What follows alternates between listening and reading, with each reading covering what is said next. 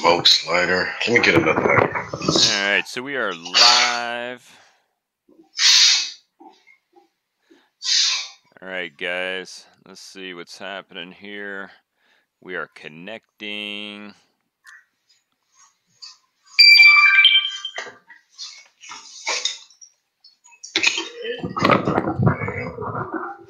All right, so I'm going to start this video. Nope, hold on. Periscope's online. Still trying to connect to Twitch and YouTube. So we're not live, right? We're still connecting. YouTube events we're on right now. Periscope. Still waiting on your channel and my channel. And we're not live on Facebook yet, so we're getting there. Okay, so let me go to my YouTube channel. It says connecting over there right now. It says live now on my channel. 2 live streams. All right, well, cool. 3 people watching the one on my channel. 4 people watching. I think it's me. Hey there, Doc. What's up? What's up, guys? All right, so we're getting ready to kick this thing off. Hold on, let me start with the intro. If you want to hit, you can start your live over there, Pierre, if you want to. All right, let me start it. Okay, let's see here. It's funny because Restream is showing. 5, 4, 3, 2, 1. All right, action. Give it a second. Now I'll start the intro.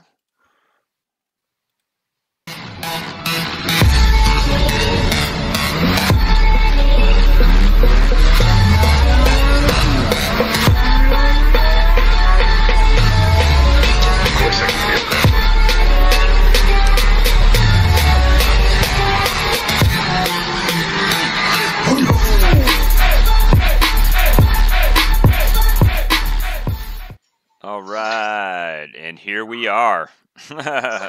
Hello, ladies and gentlemen, and welcome to another episode of the uCrypto Madness Show. I'm your host, Pierre Warner, aka Dr. Reefer, and I'm joined by my super world fucking famous mega rockstar mining co-host, Bob Walker.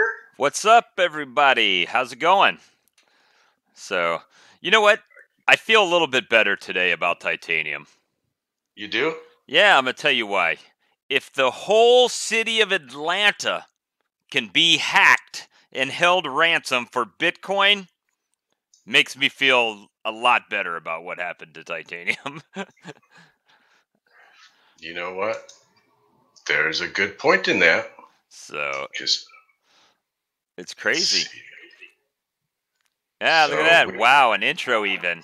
Yeah, how you like that? What's up, guys? First on YouTube, then at Facebook. What's up, G? Let's see here. Okay, here we are on Facebook. And let me go ahead and share to public. Okay, and then let me share to a page. My page, my Dr. Reefer Facebook page. I haven't done any share outs yet. That's pretty bad, right? I'm sitting here watching you. I'm like, oh, look at Docky. Look at him go.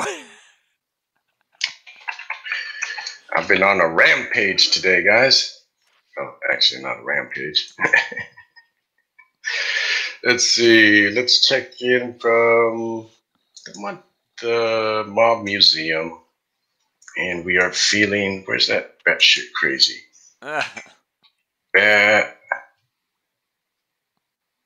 Oh, it's not saved in there. Batshit crazy. Feeling. And then where's that funny emoji right there? The batshit crazy one.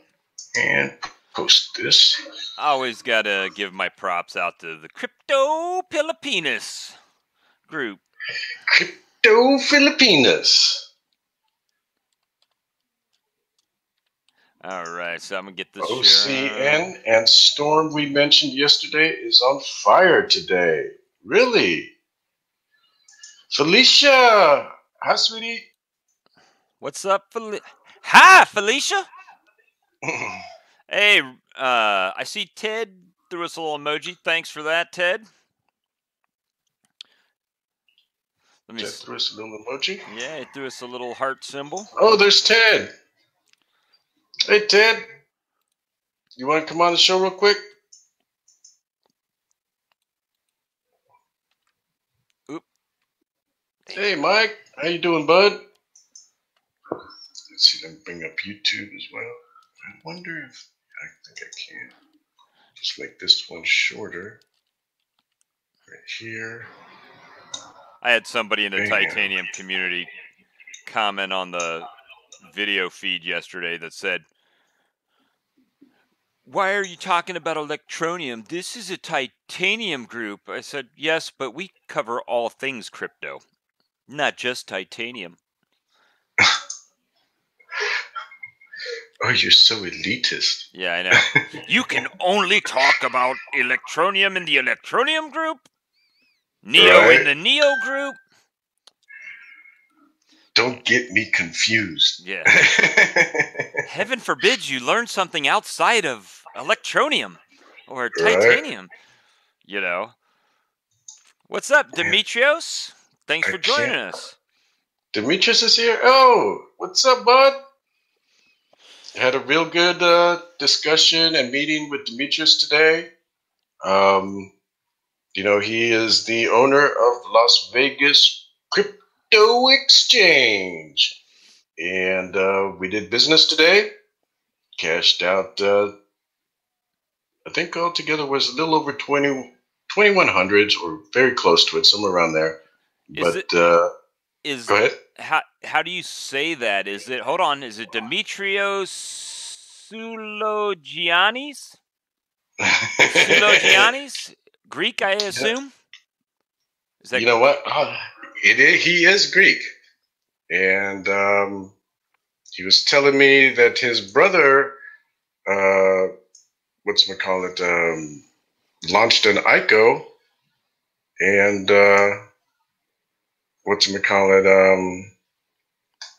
he's waiting to get a hold of his brother, and we'll talk more crypto with his brother when that time comes. Let's see. Let me try to move this.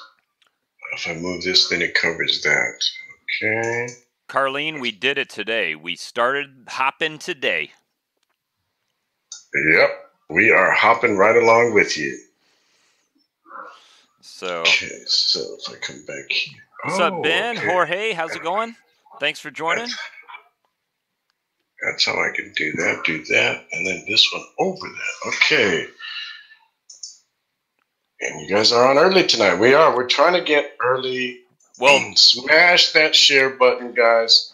Our normal time used to be 6 Pacific or 6:30 Pacific in that general time frame. Guys, we don't get paid, so we do this pro bono in our own time, and there's a lot that goes into it. I mean, I've pretty much been sitting here all day working with this hopper so I could share it with you on the screen today and show you kind of what we got going on. And I say we because I bought the subscription. Pierre funded it, so we've got about equal amount invested, at least for the first year. So... Dio, Doug, LOL. So we've been busy though. A lot of stuff. We have. So I'm going through this really quick, trying to catch up on the comments. Okay, guys, let's smash the share button, smash the share, smash the like button, guys. Come on, help us out. Up very early tomorrow. Have a great show. Keep going. It's good stuff. Thanks, Mike. All right, Mike. Thanks for showing up. And hopefully you watch the reruns in the morning, the replay. I know you probably do because you're on top of things over there, holding down Europe for us. I haven't seen our regular Europeans on here lately. I haven't seen Zaf. I haven't seen Nas too much. But I think Nas is back to work tonight, so maybe he'll be on popping in later. Who knows? So. Okay. Dartree, 20%. Haven't been on the past week or so, but still going on The configs. Configs. Okay. Well, I've got my bot set uber conservative. So Uber conservative, guys. Hey, Sherman. Bam. What's up, buddy? Sherman? Let me take this damn sweater off. All right, bud. So, guys, today Demetrius is hopefully still watching. And, guys, I went to Las Vegas Crypto Exchange and cashed out like $2,000 of NEO. Charged 5%, 1% less than what he usually charges. And probably because he knows me and he knows my stuff is clean. And he's a buddy of mine. But also because I'm going to do like $30,000 or $40,000. I got a $20,000 tax bill the day before yesterday. Uh-oh. Look at that. And he just flexed, guys. I hope you just saw that. He just flexed. Not much to flex, but you know. Hey, it's the thought that counts, bud. All right, so if I am here, and I got the YouTube pulled up as well, so I can see YouTube now. I can see Facebook. Okay, let me put that down, and then put that down. Okay, and then I can watch the live stream here. Okay, I pulled up the articles in that. Fuck. Do what? I pulled up the articles in another window that I had to minimize, and then it made all the tabs, unreadable. Because I've got so many tabs open. You got two screens, dude. You click and hold that tab and slide it over to the other screen, and it'll open up over there. Yeah, except I've got the B Live over here. I've got the Facebook over here in half, and then half YouTube. You see what Sherman said? Bob becoming a badass action star on that beard. That's right. Man, you guys are going to make me want to FOMO me and grow a beard. All right, so what should we get in right off the bat? So I think right off the bat, guys, I've been telling you about Demetrius being the owner of Las Vegas Crypto Exchange, and he's trying to get some pregame, I think, or God damn it, man. I wish he'd come. He's not ready to come on the show just yet, but it was pre-something, pre-card maybe. I don't know exactly what it was, but what they're going to give him a bunch of these paper wallets with $5 on it to just give away. And he's like, "You want to give them away on your show?" And I was like, "Fuck yeah, man! My buds are all crypto people. We'll give away free money on the show." Yeah, that's what's up right there. Free money. You haven't dropped your free $1.26 link lately. I closed that link or that tab. Did you? That's why. Yeah. Well, what's up, W924 over on YouTube? That's a screen name for you, W924. W924. Too cool for a name. We just got a number. He's been on my channel for a while, man. Wow, an intro even. Yep. We're getting fancy over here, bud. I spent like and still not using Wirecast. Yeah, I spent like $1,000 something, probably about 1,300. Then I get monthly charged for Restream as well. But we're trying, guys. And then I bought the green screen. Bob bought a green screen. So I mean, I just want we are honestly trying to bring on a good fucking show, and then we're trying to get the ticker so that while you're watching the show, you can see the market prices and whatnot, kind of like a CNBC thing, you know. We actually do have a ticker. We do have a ticker. It's just trying to integrate it with Wirecast. And man, can you hear that? What's that? Like a W924. Is that an anteater? Is that what they call it? It's a Kenworth model. Oh, okay. I used to drive tractor trailer. I told you that, didn't I? No, you didn't. Okay, hold on. Rick Daughtry. No, that's expensive. There are sites and a Discord thing where people post and help each other out with settings, etc. But thanks. Okay, Carlene, look at this for your hopper. I heard it works good with it. No, I do not use it. Crypto bot settings. We'll get into the bot in a minute, guys. Right on. So I'm gonna try to have Demetrius on when he's ready. Hopefully that'll be in a couple of days. And looks like I've ended my worthless fiat problems, guys. And I mean that is a huge fucking relief. So what'd you find out about that that reseller thing you got to have? The financial whatever money reseller thing license. Okay, so his partner sent me something, and I haven't looked at it yet. Okay, let's see. Where am I here? Oh my goodness. Okay, let me come back. Text. And where is that text? Okay, so I'm going to message you this article. Okay. Copy. And I guess, no, I have to do it in Facebook so that I can bring it on my desktop.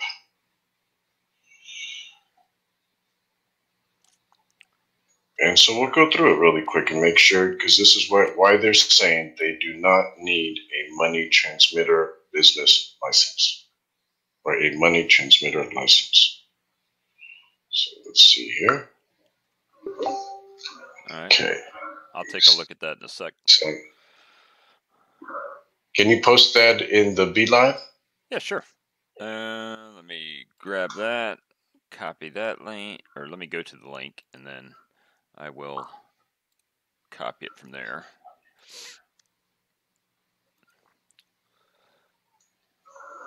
Once I figure out how to actually comment back on YouTube without, with the restream chat, it doesn't allow me to post into there.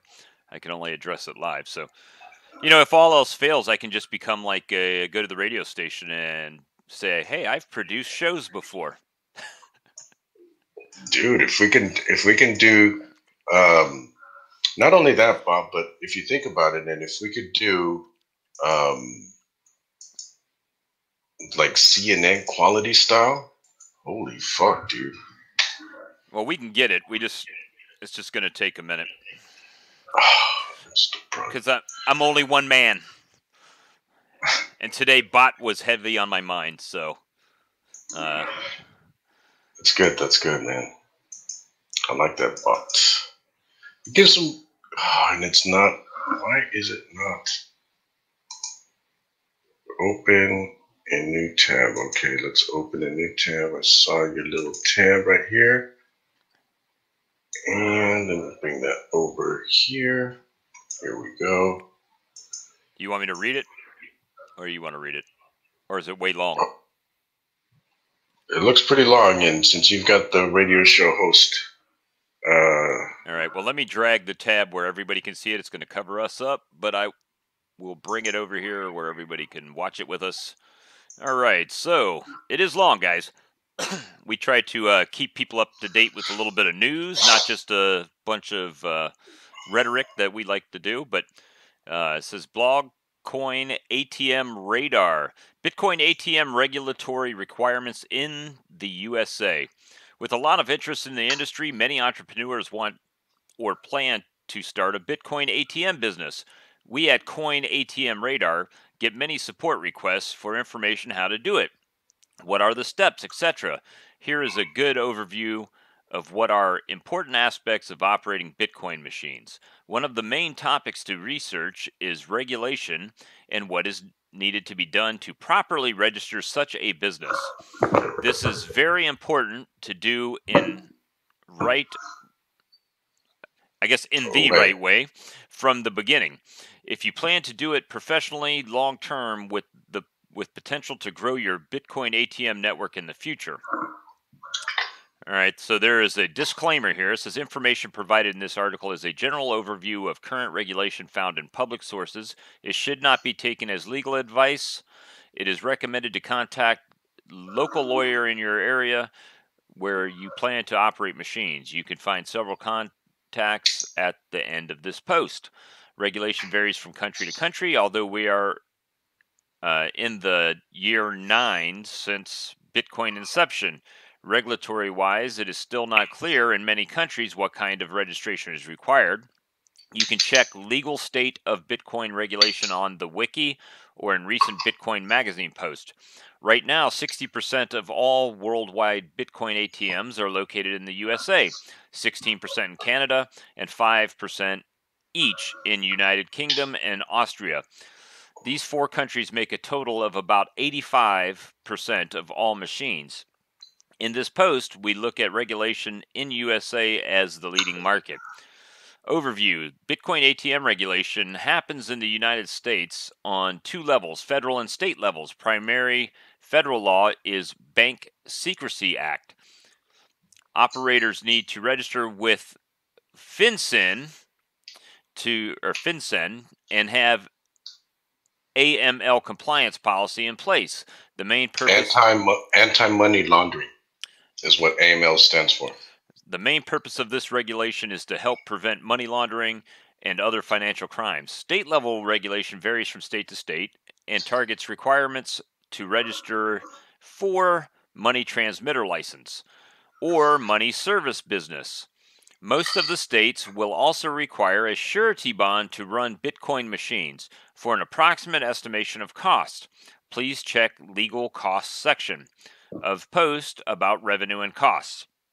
Federal level regulation. Regulatory framework on federal level is defined by Financial Crimes Enforcement Network, and as Operator 1 needs to register as MSB with FinCEN. As mentioned above, the purpose of this law on federal level is to detect and prevent money laundering, terrorist financing, tax evasion, and other financial crimes. Operators need to keep track of records of transactions, conduct and collect identification information, and also report information to agencies under particular circumstances. Clarifying the application of FinCEN regulation to virtual currencies, regulator defines 3 categories of persons or businesses: users, exchanges, and administrators. While users are not considered MSB, exchangers and administrators are considered as such and has to properly register. Bitcoin ATM operators are referred to exchangers group, hence need proper registration. Registration with FinCEN itself is pretty straightforward and can be done online. Registration needs to be done within 180 days of establishing MSB business and then renewed every 2 years.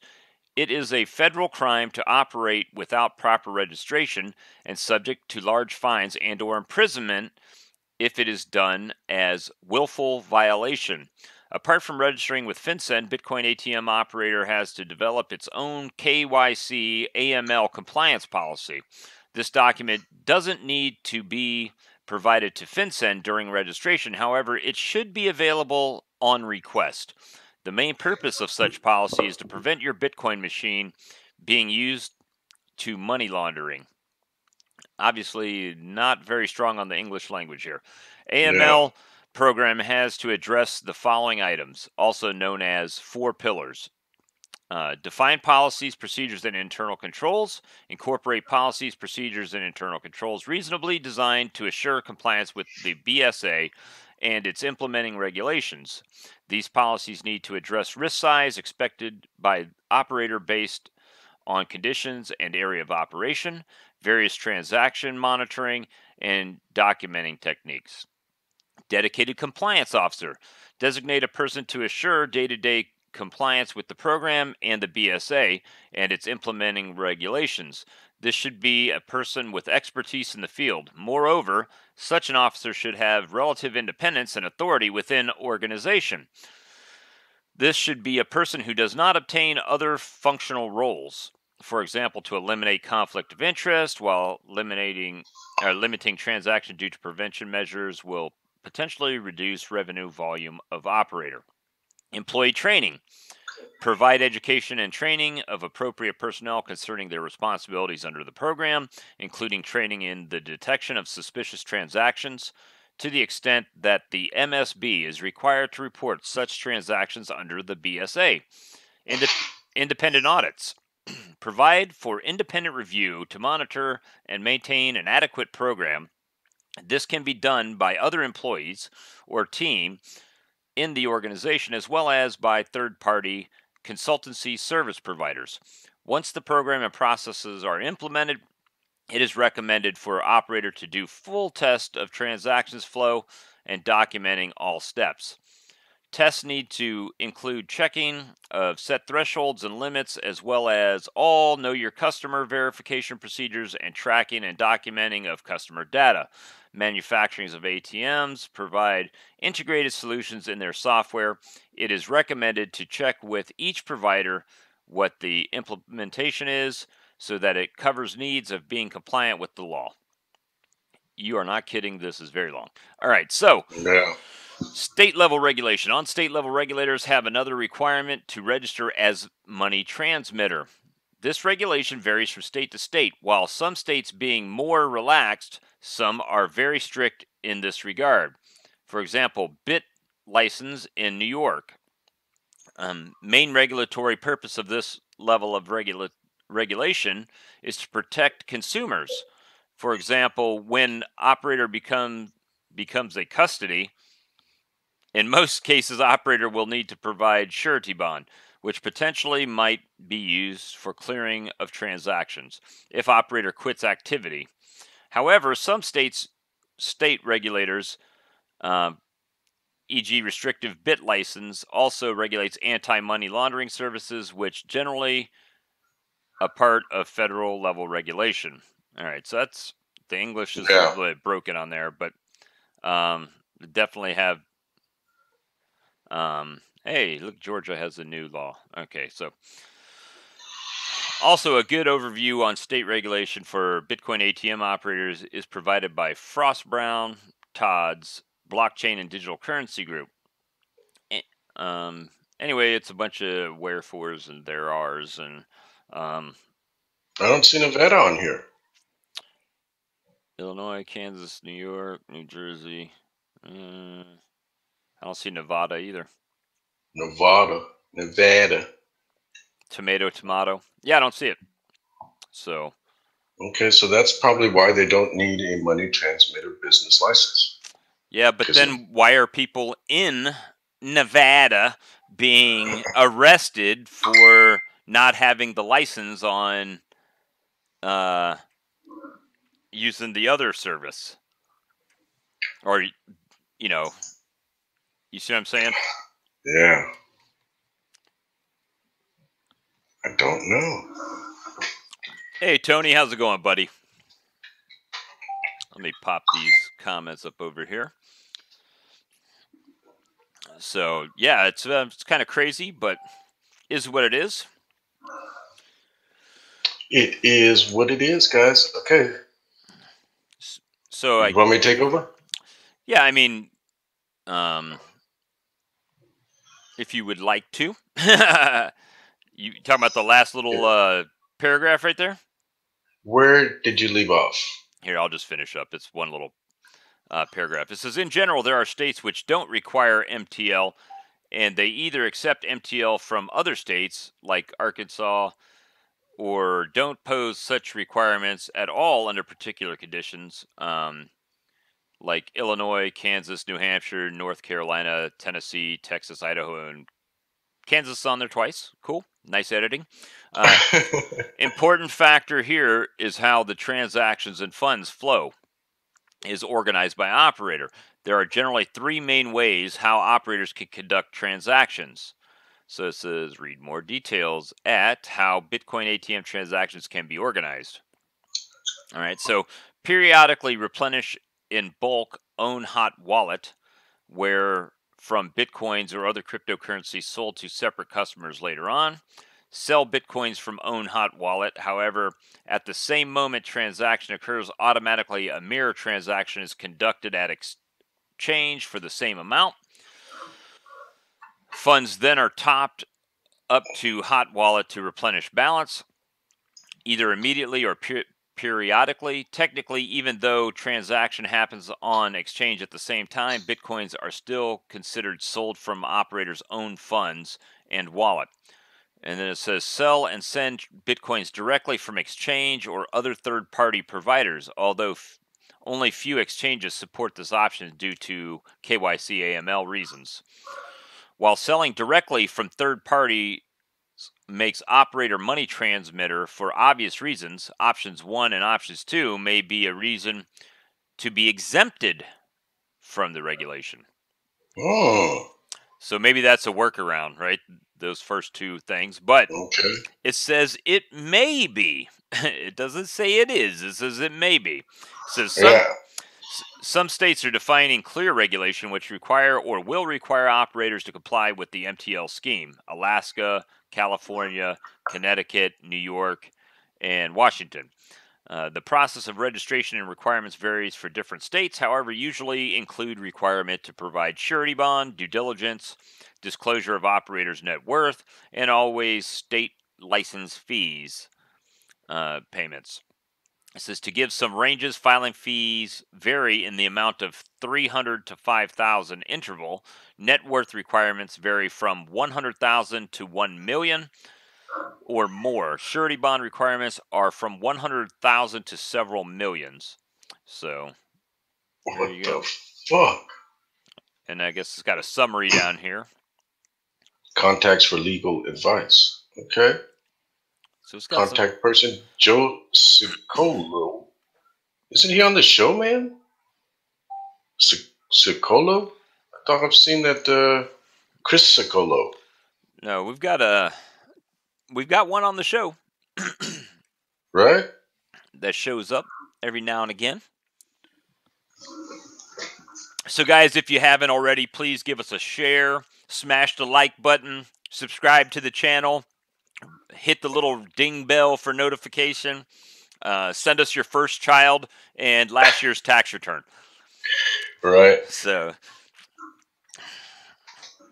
that's pretty crazy. So what do you think about the bot? What's your thoughts right now? Sitting there, just like I know it was one of these things where right now on the show, guys, we went from doing this show on 2 cell phones to doing a desktop production and mining and staking and soon to be masternode. Also now bot trading and what the heck else? Man,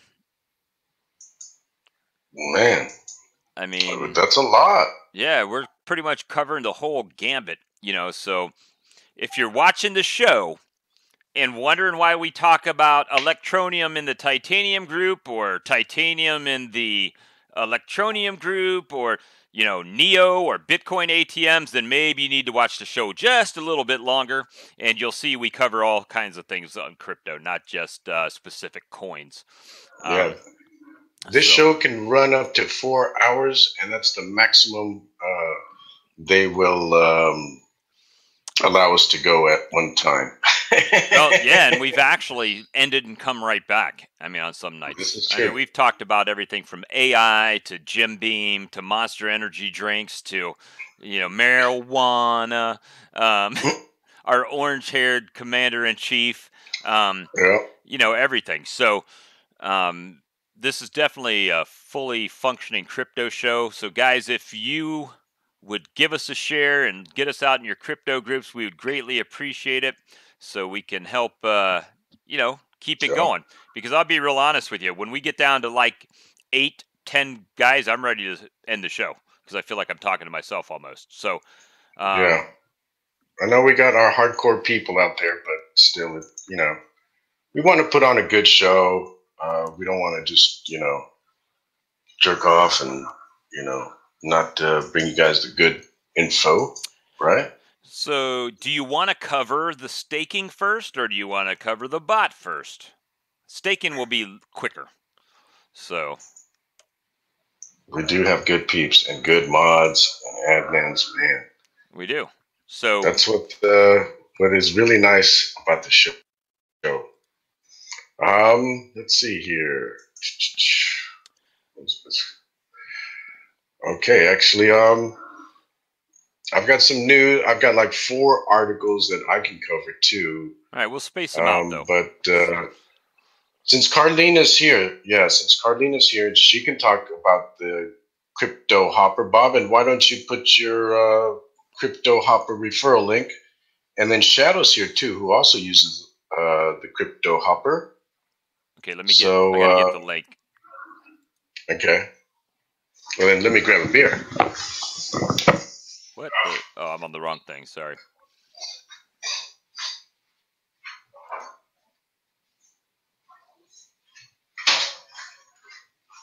Where the hell is it? Here it is. Right here. All right, so I'm going to drop this link, guys. If you want to use it, use it. If you don't want to use it, don't use it. Doesn't really matter. As you can see, you do get a free 30-day trial. Just to show you, had 139 people come since yesterday, and nothing. So it's not about that, guys. So how do you make money on that? I don't know. I don't even know. I think when they actually I don't know. Be honest with you. Traffic logs. Go to traffic logs. Let's see my accounts. What's traffic logs? I've had 140 people come just from the Facebook links that I've dropped since yesterday. Okay. But there's no conversions, so nobody's really done anything. Okay. So it's all good. I mean, it's all good, but this is how it starts, bud. Let's see. Payments, marketing. What's marketing? Oops, sorry, I have to go back. So the marketing is just like the banners and ads and stuff like that. Okay. And so this is your account right here. This is the account. Marketing. Okay, those are the banners. If you have your website like minerbob.com. Yep. You can put, a header, banner. So right now, let me open up this comment so I can drag it over here where I can see it. That one anyway. And as you can see at the top, the whole portfolio is like NXT right now. So I actually have a sell order in right now. It looks like for the day I'm up 0.82%. Not a lot. It's not a lot up. I mean, it's almost 1%. Okay. But you can see right here, total up. You see where the sell orders are placed here in the middle, open positions. And there's a sell order in here for this bottom one at 1.56%.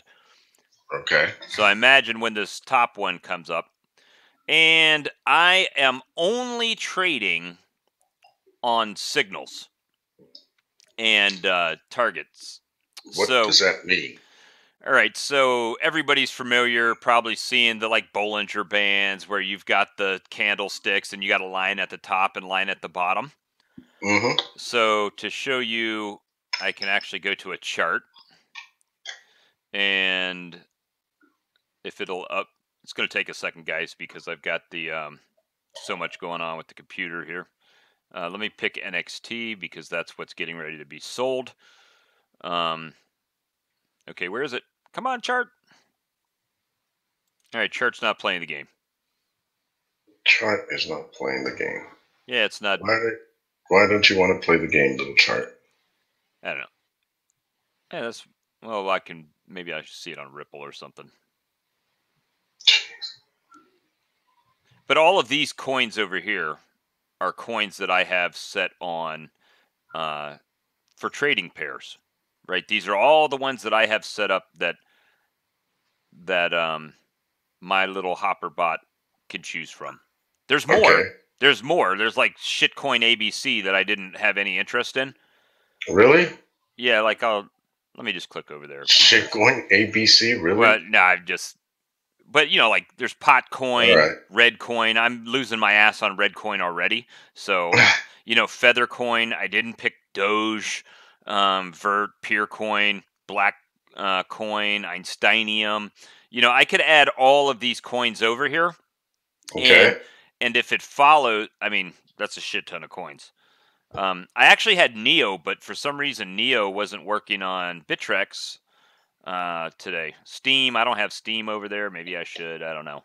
Lisk, maybe I should put that over there. I can add that. Library credits, Steam dollars. There's Syndicate. Should I put Syndicate over there? I don't know. I'll put Syndicate over there. What the hell? So anyway, let me go ahead and save that little hopper bot information. And you can subscribe to these signal groups, which I actually did subscribe to this mining hamster signals that's a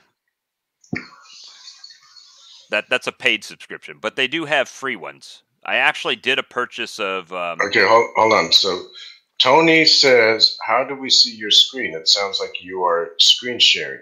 He is, and he is doing it from YouTube. Oh yeah, I forgot. Damn it. Sorry guys. I got in the moment. I forgot that you can only see my screen share on the YouTube channel. I apologize. Sorry about that, guys. We're still learning over here. This is day 2 or 3 of doing it like this, so. Yeah. So we are going to get to where it is all just basically one show. Right now it's kind of like 2 shows because we're streaming into Facebook separately from the YouTube and the Twitches and everywhere else. So anyway, damn, that takes all the wind out of my sails. Sorry, Tony. Sorry about that, bud. You can't. So are you watching this right now on YouTube? Then what I'm going through, Pierre? It's about 30 seconds or so behind. Yeah. All right. So apologize. So they have these signals that are set up that are people that some of them are free that you can subscribe to, and I've got a couple free subscribe to ones. I just picked the ones for Bittrex.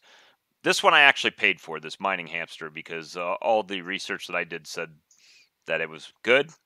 So it actually shows you the signals they're sending out on Bittrex, Poloniex, Binance, and it tells you what it's saying. Like at 8:21 p.m. my time, which was about 2 hours ago, it said to buy Factum. And I actually went and checked this afterwards, and I didn't have Factum picked as one of my coins, and I picked it afterwards, but it didn't pick up the signal on the bot. So I'm really using these signals, and then I'm trading under. Oh, I just bought game credits. Just that quick. Game credits. Yeah, right there. Bought game credits 2 minutes ago. 0.001 BTC, and it's up. If you can see, like all of my trades are in the green right now. So, and I'm just going to let them ride. And mine don't. If it falls below, I don't have any stop losses, so it's not going to sell off unless I get a signal to sell the position. And when I say signal, those outside guys, like right here, it says hop completed on the market, and it says BTC to game credits, buy order was put in, right? So when it actually received down here external signal from mining hamster signals. So that paid subscription that I have said, hey, now's the time to buy game credits with their analysis. And then it bought game credits at what I had set for the levels to buy at. Okay. Mm-hmm. And so it placed the order. Of course, it's going down right now. So I've actually seen where it has bought again. That's how I got these 2 NXTs right here. So Okay, so it might buy again. it could buy again as it's going down, right? Okay. So You gotta buy that motherfucking dip. buy the fucking dip. So Rick. right Yeah, now it we just don't see your screen on Facebook. That is correct, Rick. You gotta go over to the YouTube. You wanna drop the link, Bob? Sorry to take the wind out of your sails, but I don't even have it up on my screen. Do you have it up on your screen? okay, actually I do. Let's see here. Copy, and then wow, we got 60 shares. Bam. Right there, guys. That is, I think that's my YouTube channel. Let's see here. Looks like it's, where did mine go? Oh, that one was 23. I'm watching the one. From I'm thinking, yesterday? yeah. Dude, how high are you right now? Okay, and you know why? Because under discussions, I think it goes to mine, and Probably right does. there. That's probably where I'm getting it. Mr. Khan is over there. Teak?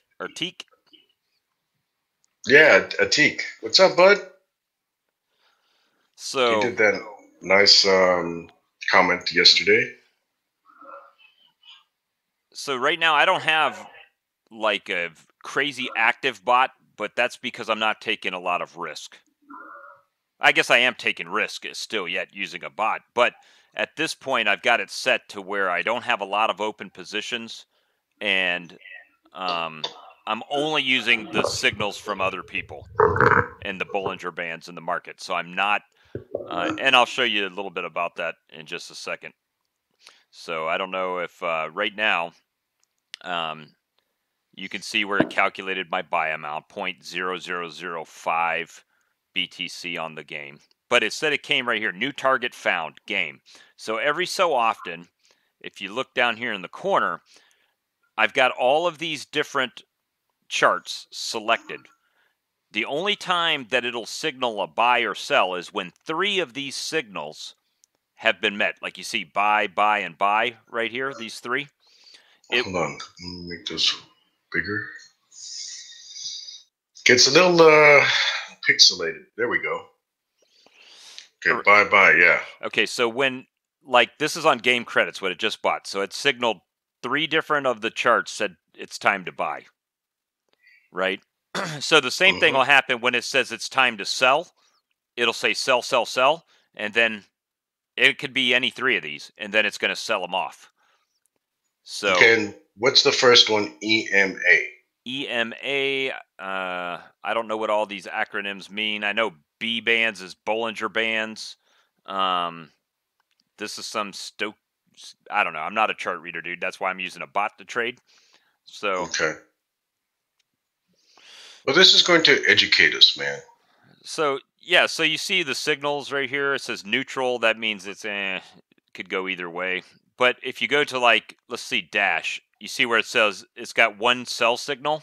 If I had dash right now, it would not sell until there was 3 sell signals from 3 of these different charts. So it's more than just like, oh, there's one, it falls in the Bollinger Band, let's buy and do this. It's actually multiple, so it makes it a little bit harder, I guess, to a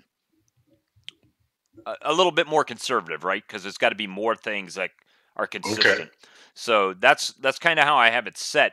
So every so often you'll see this just scan, and then it'll check for new signals. Like NXT is one that I bought earlier, and right now it does say sell here. But a few minutes ago, before it targeted that game, it may have had 3 because it did place sell orders up here. Okay. Like you see up here, sell and buy. It wants to buy game again 4 minutes ago. It wants to buy game again. Where do you see that? You probably have to wait if you're watching it on. I am. All right, so it's going to take a second, and you see the chart right here. Oh, 4 minutes ago. Yep. So right now I'm up 0.71% for the day, but it also takes into consideration any fees. So where? That's already calculated in here.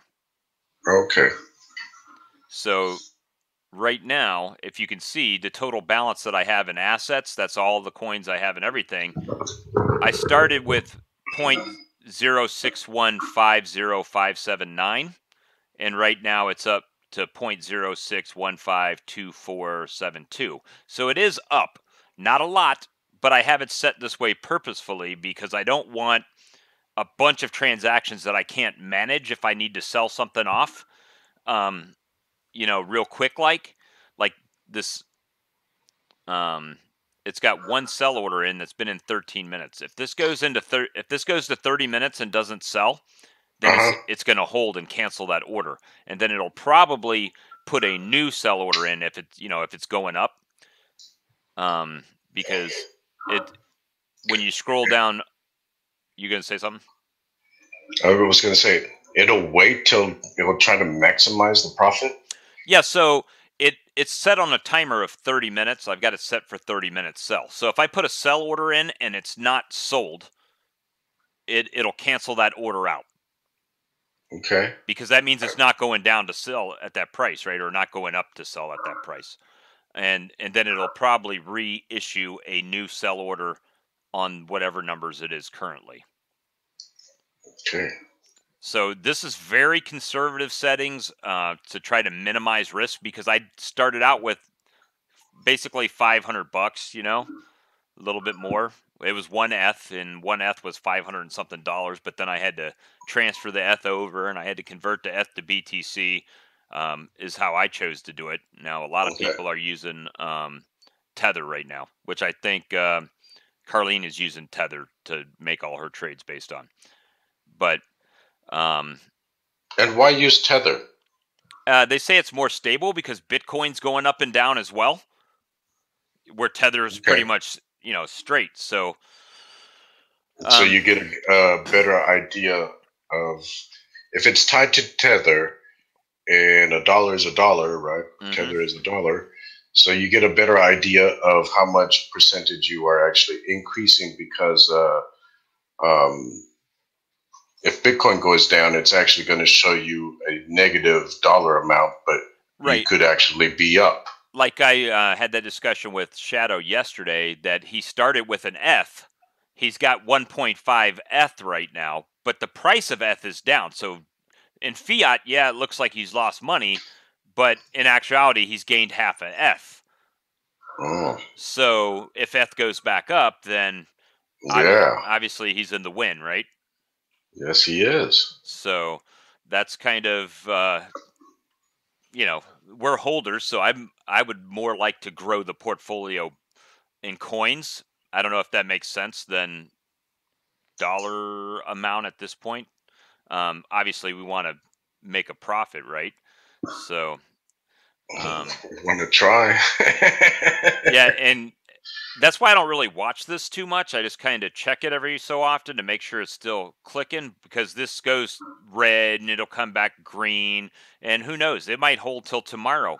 If the market's down today, it might sell back tomorrow. And so I just like it just said, received external signal from Coin Pulse. That's one of the things that I have, and it says sell SLS coin. I don't have any SLS coins, so it doesn't matter. Right now, it's pretty much you got to get a buy signal to buy it, and then when the sell signal comes, it'll auto sell it for you. So I've really got two different types of things happening there. And like right now, it says no target found. So it'll scroll through, and when a new target comes up, it'll initiate the purchase, and then when it hits the point that is supposed to sell based on the signals, it'll sell it back off again. So, again, this is a trial. who knows? If the portfolio starts growing, then we can take a little bit more risk with a little bit bigger trades. I mean, you see my trade. My trades are at right now 0.0011 BTC. So what is that? Not much. Yeah, not a lot, right? So, but this is the test here, Bob. I mean, we just barely funded it. You yep. know, we want to see some progress in it, and if we see progress, man, we'll throw more money at it. Fuck, you start making a couple of percentages a day, dude. That adds up really quickly. And there's different settings. I see one guy, his videos that he's got it set only to buy and sell on signals.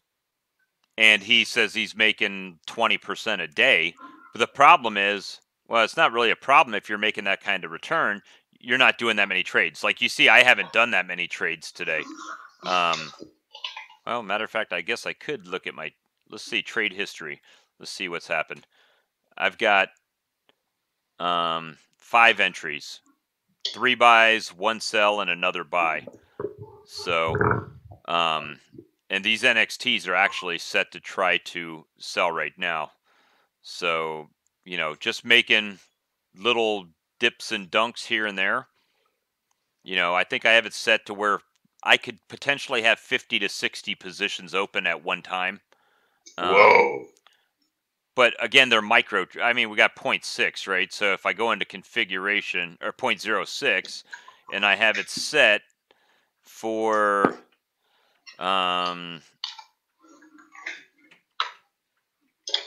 where's that? Max open positions I could have is 200, but based on the funds, that's all, you know, minimum order amount is 0.0005. I think that's what Bittrex minimum order is. And Okay. percentage to buy 0.7. So that's not that much of a big deal because you start making some money, dude. I'll throw some more in there, and we'll just keep on testing and reporting what we find. yeah, so that's all we were trying to do here to see. You know, it's a different avenue, a different product out there. Mm-hmm. Pretty simple. I mean, I've set it up again using YouTube. Following a guy that says he's making $1 bajillion. You know, I don't know, but one account that he's doing for somebody had like 6 bitcoins in it. 6 bitcoins, so 60,000 ish or And 50,000 and ish. he said I think it was 6 bitcoins that he had in there. Maybe it was less, but he said he's making about $100 a day doing this on just the buy and sell signals from the subscription. So right now I've got $55 a month that I'm paying for this. So hopefully we can profit at least $55 a month. So, yeah. and I mean, if we don't, we get an idea of.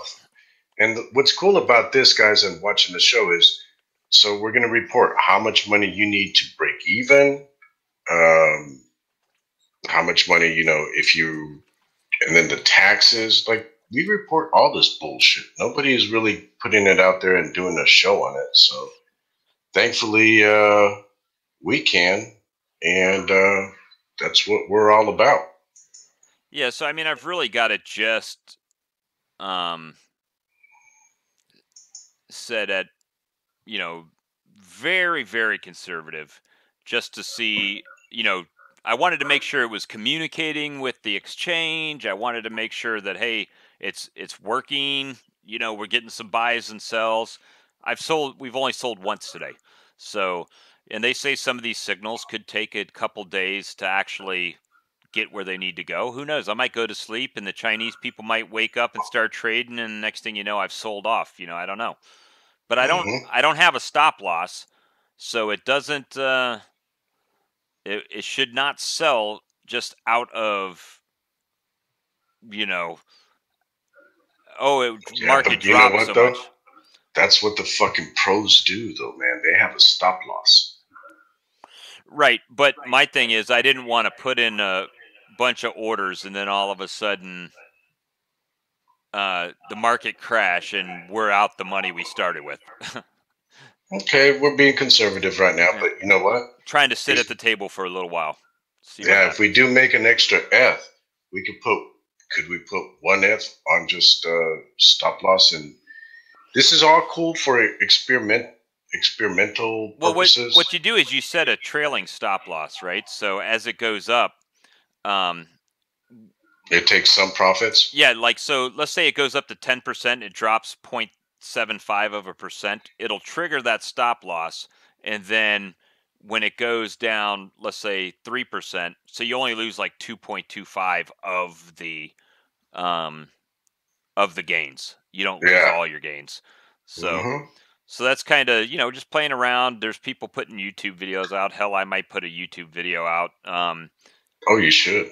and just work on it and kind of chart my progress. Again, we're not setting it up to kill the market. We're just setting it up to get it working and make sure that it's going correctly. Then try to expand from that and I make see that. that little emergency button. Yeah, panic sell. That's the weak hand. Panic sell. It should say either dumper or weak hand. So, Yeah. but yeah, I've got two now. I've got two NXT open positions and two game credits. I don't want a bunch of bags. I had it set, I thought earlier, to only hold one position of a coin at a time, but obviously it's buying the dip. So you gotta buy that motherfucking dip. I just don't want a bunch of Yeah, I did that with Factum. bunch of bags. Eventually, I got stomped out. I added Factum, but I didn't put Doge on. So Yeah, that's good. Hopefully, Factum will give you something back. But my thing is with this, if the bot is trading on signals, I really don't care what coin the profit comes from. So Yeah. I don't know if I should even be biased. I should have probably just selected them all and said, fuck it, go. And I don't know. I'd still want to. I think I'd still want to at least the ones that I thought were, I tried to stay in the top 100. Yeah. And you know what? This is a perfect time for us to say we are not financial planners of any kind, way, shape, or form. Right. We are just experimenting with bots to do some trading and reporting our results. See, like it just bought again. Game. It's got another buy order for game credits in right now for 8 more of them. Well, that was 17 minutes ago. So it never hit that price, so it did not buy, right? It bought at a different price down here. So Atik Khan says, great share. I will definitely test this tool. Use my referral link. Oh, it's not over there. My referral link isn't over in YouTube. So.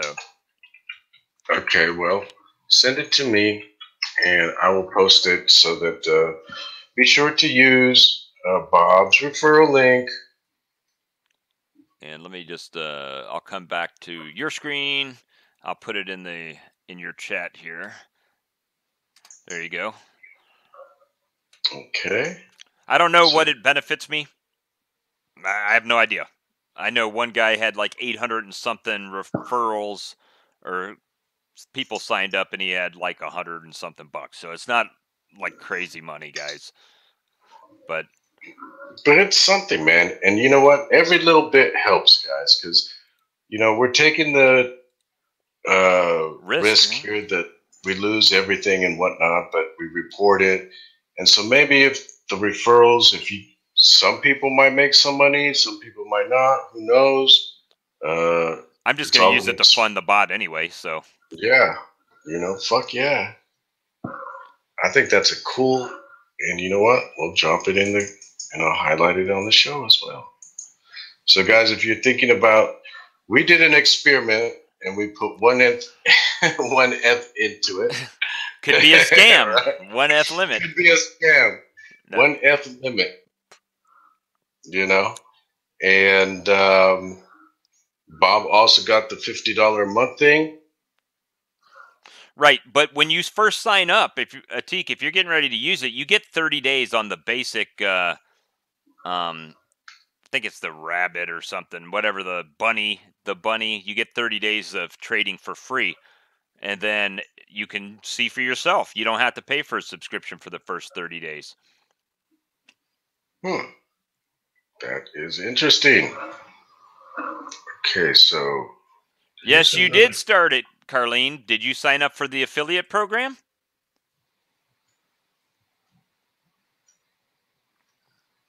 You check. If you didn't, it won't register yours. But I'm pretty sure I clicked yours when it started. So I want to take this over here. And Shadow started before I did as well. And Shadow gives me tips. We were talking a few times today about it. So he calls his weak-handed bot because it sells too early. We have no problems sharing referral links if you put in work, Carlene. And you have. You got it. Yeah, you're a mod. As long as you're a mod or an admin, we do allow you to post referral links. I'm going to grab a drink, bud. All right.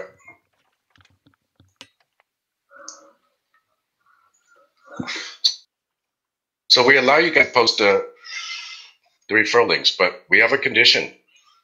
And the condition is that you got to find one of the mods to sponsor you, and you got to become a mod, and then you have to go out to our Facebook group and, you know, approve people, disapprove, approve posts and not posts and whatnot.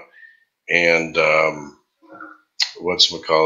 you know, help us regulate the group, because we can't just allow everybody to post, you know, links to who knows what, right? We want our members to feel safe, you know, clicking on any kind of link. And right now, I thought this article was interesting. Okay. Hey, Ariana. How you doing? Looks like you are new to our show. Welcome to the uCrypto Madness Show. How you doing? How you doing? Okay, so she says she posted an article from Hacker Noon, crypto wallet versus address. Bob, believe it or not, there's a difference. Really? Bob, did you know there was a difference between a crypto wallet versus address? Not really. I mean, the address would be more like an exchange or something like that, right? Like your Mu address. That's online. Okay. But, okay, so this is pretty interesting here. The crypto wallet versus address. Believe it or not, there is a change. It's written by Kenny Lee. This is Hacker Noon. I posted, oh, you know what? I didn't post it in the Facebook. So let me post it. No, now it's still got the crypto hopper on there. Okay, so let me grab this. Bam, copy, paste, take that off of there. Guys, let me know if that link works.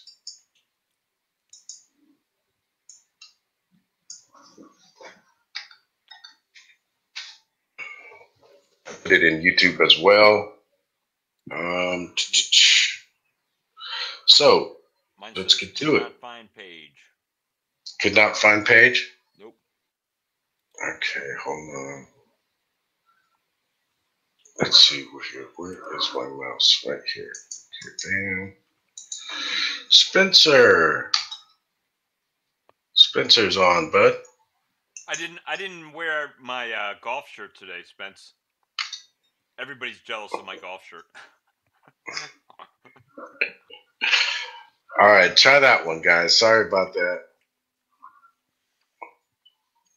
Okay, so it says, if you've ever tried storing any kind of cryptocurrency, whether it's Bitcoin, Litecoin, Ethereum, Neo, or an ERC20 token, chances are you've had to handle An address. No, wait. A wallet.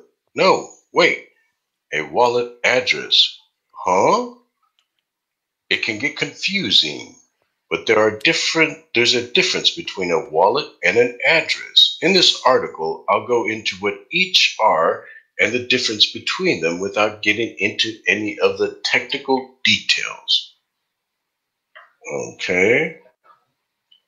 Let's see here. So guys, the link works, everything is good.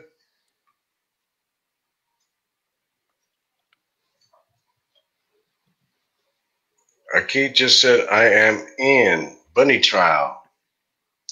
Atik just joined, bud, and he should be under your referral link. Hopefully, once he gets it set up and starts trading it, I don't know at what point it does any payouts or anything. Spencer, we just reported, bud. Bob's up right now. And if you can change, oh yeah, change. Okay, so that's Jason. Yeah, I haven't seen Jason tonight. It's Friday night.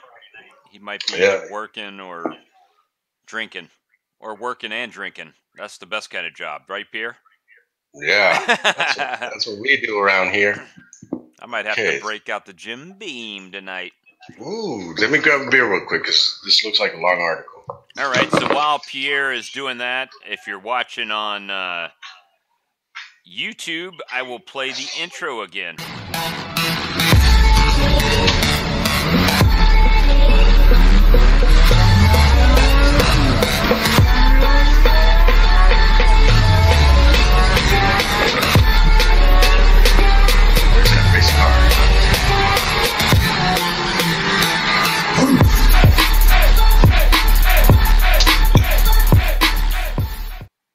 So that's our little commercial break right there. All right, that's our little commercial break, guys. So, what is an address? Or members of the Cosmic Trading Cryptocurrency Group ask me this question a lot. So I figured I'll just put it in an easily accessible place for people to better understand what the difference between an address and a wallet. What is an address? And then they've got the little Simpsons cartoon there. It says, the home of Knifey Wifey, 123 Flake Street. That's funny. Okay. An address is a combination of random letters and number characters. Think of it similar to a physical address like 123 Flake Street, Springfield, USA. You can make many addresses. You can make as many addresses as you want to. It's like owning different physical addresses, e.g., you can own 124 Fake Street as well. In fact, in Satoshi Nakamoto's original Bitcoin white paper, they suggest using a new address for each Bitcoin transaction, unlike physical addresses. Owning one is free. It's not like purchased like land. The private key. Imagine your home on 123 Fake Street. You own that home. No one can go freely into it except you. Imagine you're single in the scenario, whether that's for better or for worse. That's because you have a key to the door that unlocks the home. And once you enter the home, you can take things out of it as you wish. Ideally, random people without the key should not be able to enter your home and take things out. Duh! With a cryptocurrency address like Bitcoin, Litecoin, Ethereum, Neo, and basically all the other coins, it's the same idea. Instead of calling it a key, it's called a private key to emphasize that you need to keep it private. Okay? You use the private key to unlock your address, where you can then go inside and send coins out of. Just like your house key, you can copy it. A physical key can be copied at a locksmith. A cryptocurrency private key can be copied with, well, cut or copy and paste on your computer. And just like with a house key, you might accidentally lose your private key. Both cases are not advisable. Anyone with your private key will be able to access your cryptocurrency address to send your coins out to another address. Just like anyone with your house key can open your front door and steal your TV. So, if I didn't make it clear, keep your private key safe. Do not give it to anyone. If you want to read more about malicious actors steal keys or gain access to cryptocurrency addresses and how to safeguard yourself from that, take a look at my in-depth article, Zero to Pro Crypto Trader. Fuck, I'm going to have to go down that rabbit hole. And they've got another little meme here. Shut up and take my Bitcoin. Are you sharing this on? No, I don't have it up on the screen because I couldn't get to the link. Oh, I posted another link, bud. Let me see. It scrolled past in the comments. Okay, I can drop it in there again. Oh, I see it. Hold on. I'll drop it in there again. Fuck it. This is a pretty interesting article here. All right, so Bitcoin. I see the Fake Street one, private key. Then it's got the little finger with the key. Okay, I'm at the wallet right now. So the wallet. Remember in the early part when I mentioned that Satoshi Nakamoto actually recommended using different addresses for each transaction. Doesn't that sound like a headache? ? Fuck yeah, it does. That's where the wallet comes in. By default, a wallet comes with an address. That's why it can get confusing for people sometimes. It confused me at first too. But while a wallet comes with an address, it is not equal to an address. It can be an entire collection of addresses. It's called a wallet because people imagine it like an actual wallet. And each address is a credit card inside that wallet. But I don't think that analogy is entirely correct. Instead, I think the wallet is more like a key ring. It holds copies of each private key and each private key's corresponding address. That way, all you need to do is open up your wallet to access all of the addresses that are inside the wallet. It's like a wallet in a mansion. And once you're inside, you can access any room you want. The wallet can be in your browser, on your computer, on a physical device. Below are just some examples of wallets I recommend for each. Ultimately, I would recommend a physical device because I personally believe it has better security than other options. The browser wallet, MetaMask.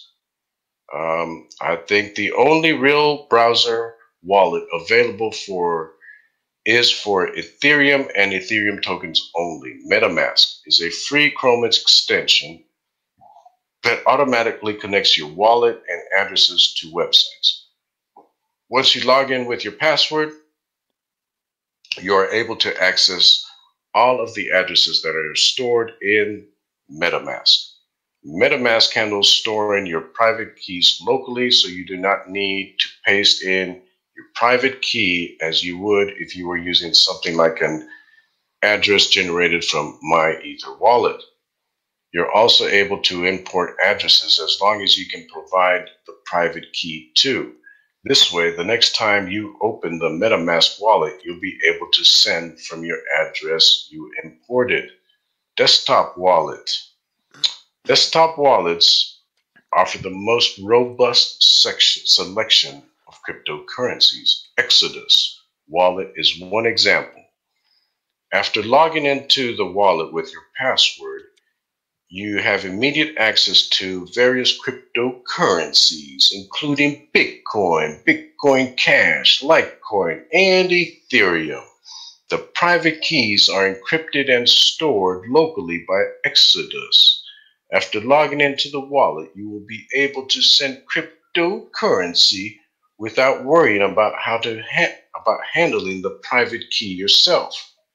Then they have the hard wallet, and here's my fucking ledger. I actually have Exodus. You have Exodus? Yeah, I use Exodus wallet. Okay. Here is my ledger, and they're showing a picture of it, the hard wallet. Okay, the Ledger Nano S, I have that one, is an example of a hardware wallet. It's the only one that I use, and it's a wallet I recommend for anyone holding some serious amount of cryptocurrency. Personally, I recommend buying it for whenever someone says they have over $1,000 in cryptocurrency value at the cost of around $100. That's around 10% of your total portfolio. Similar to a desktop wallet, the Nano Ledger S comes with support for a variety of cryptocurrencies. And they do. I've checked it out. They've got Neo. They've got a bunch of them on there, man, with this latest update. Let me use the restroom real quick, bud. All right, all right, all right. I'm going to close that down so I can see everybody again. So I'll address a couple of things I saw in the comments. Let me see if I got to scroll back. Apologize. Hey, Mason, welcome to the show. Ariana, nice to see you. G, always nice to see you, buddy. Sam, don't know. Chris has been in the... he has been up in the audience the last couple nights, so I don't know if he's going to pop in tonight or not. I did see that the Crypto Hopper is going to be using Qcoin in the future. They're going to have a beta soon. I did see that one. Let me see. Gee, we are getting that updated. Okay, Dean, welcome to the show first off. It says, hi guys, haven't been able to tune in for a bit. Can I ask what the hell is going on with Titanium? I guess you know about the Telegram Titanium Unchained. I do. Nothing's going on with Titanium at the current moment. When I say nothing, I don't mean negatively nothing, positively nothing. Did have social media was hacked. Doesn't make me feel terrible. Titanium Unchained, for a lack of a better word, is a pity party. So it's an online pity party where people that are pissed off that the price of titanium has gone down and all of the recent happenings, you know, with the hack and and the social media being hacked. So they kind of got their panties in a bunch and decided they were going to try to organize some kind of class action lawsuit. But I will say this about T-Bar. And okay. With T-Bar, guys, we just recently saw the whole market fall 70%. We did. T-Bar is only down 50%. Okay. So fair. So technically, they're doing pretty good still compared to a lot of the other coins. So you mean T-Bar is selling at 50 cents? Not 50 cents. It was. Let me see where it's at right now. I don't even know. It's not down. Let me see if I don't even think it's on CoinMarket, and I don't have that other link. Was it CoinLib? I don't think it's selling anywhere. CoinLib. No, it's selling on a couple places. Maybe those decentralized guys. Yeah. And the next question that usually comes up is, what about HitBTC? I don't know. That's a question for HitBTC. We would love to have that figured out. Right now, Titanium Bar is showing at 25 cents. You know, okay, so it's down 75% too. It is down 75% too. So it's right with where the market is. I don't feel terrible about it. And, you know, with all the problems that they've had, man. That's good, right? to just be with everybody else. That's good. I mean, that's a good thing. Yeah, that is good. That's how I look at it. So, people got their panties in a bunch or their feelings hurt or something like that. I don't see too many I mean, I do hear questions about ETN, but nobody's saying why is ETN 2 cent? It was 22 cent at one time. It's at 2 cents right now. You don't hear people fudding all over them, and they've had a bunch of great news. Not in our group. True that. But so Jason says that he is here. Hey Jason, I just wanted to say, man, make that thing just uCrypto.com. Come mine in our pool, 0.5%. Please. So, Nasir, that's the $1 million question, buddy. Why is ETN down? If I knew that, I would be a millionaire right now. Yes, it is a llama, guys. I took a picture with the llama. Riding a llama. Okay, and what's funny about that is that, we were talking about Pablo Escobar and his brother yesterday with Diet Bitcoin, Roberto Escobar. And one of the things that they like to do was mimic the pictures of other gangsters, presidents. Like Pablo Escobar took a picture with mimicking Al Capone and also Pancho Villa. And so if you guys are going to try to mimic me, you got to get a llama. Dr. Reefer shirt and fucking ride a llama, baby. That's you know funny. what? I'm going to have to fucking change that and hold a Coors Light while I'm on there. And finding a Coors Light in Colombia is next to fucking impossible. Might have to be a Colombian beer. So, unfortunately, back to the titanium thing, Atik, and this is just my opinion. This is not anything that I've heard from titanium or anything like that. But we have well documented the hack on this show. And when I say that though the majority of those coins were sold on HitBTC. That's where they went to. So the first delay was in the fact that they had to disseminate who was the hacker and not reward them, and who was legitimate holders. So that is difficult in itself. Secondly, the coins being dispersed on HitBTC is really up to HitBTC. Once the coins are there, then it's up to HitBTC to do something with them. So, damn, man, and we can't. How is it that we can't find out if they're going to be cool and not reward the hacker? That's that's the $1 million question too. So I don't know. Who knows? If HitBTC doesn't respond quickly, maybe they drop back and punt and do something different. I don't know, but we'll have to play that out, as it comes. So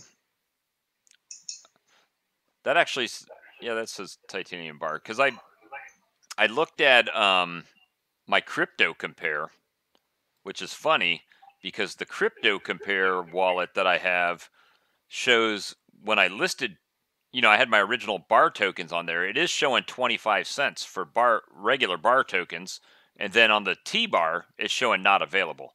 So, so bars are at 25 cents?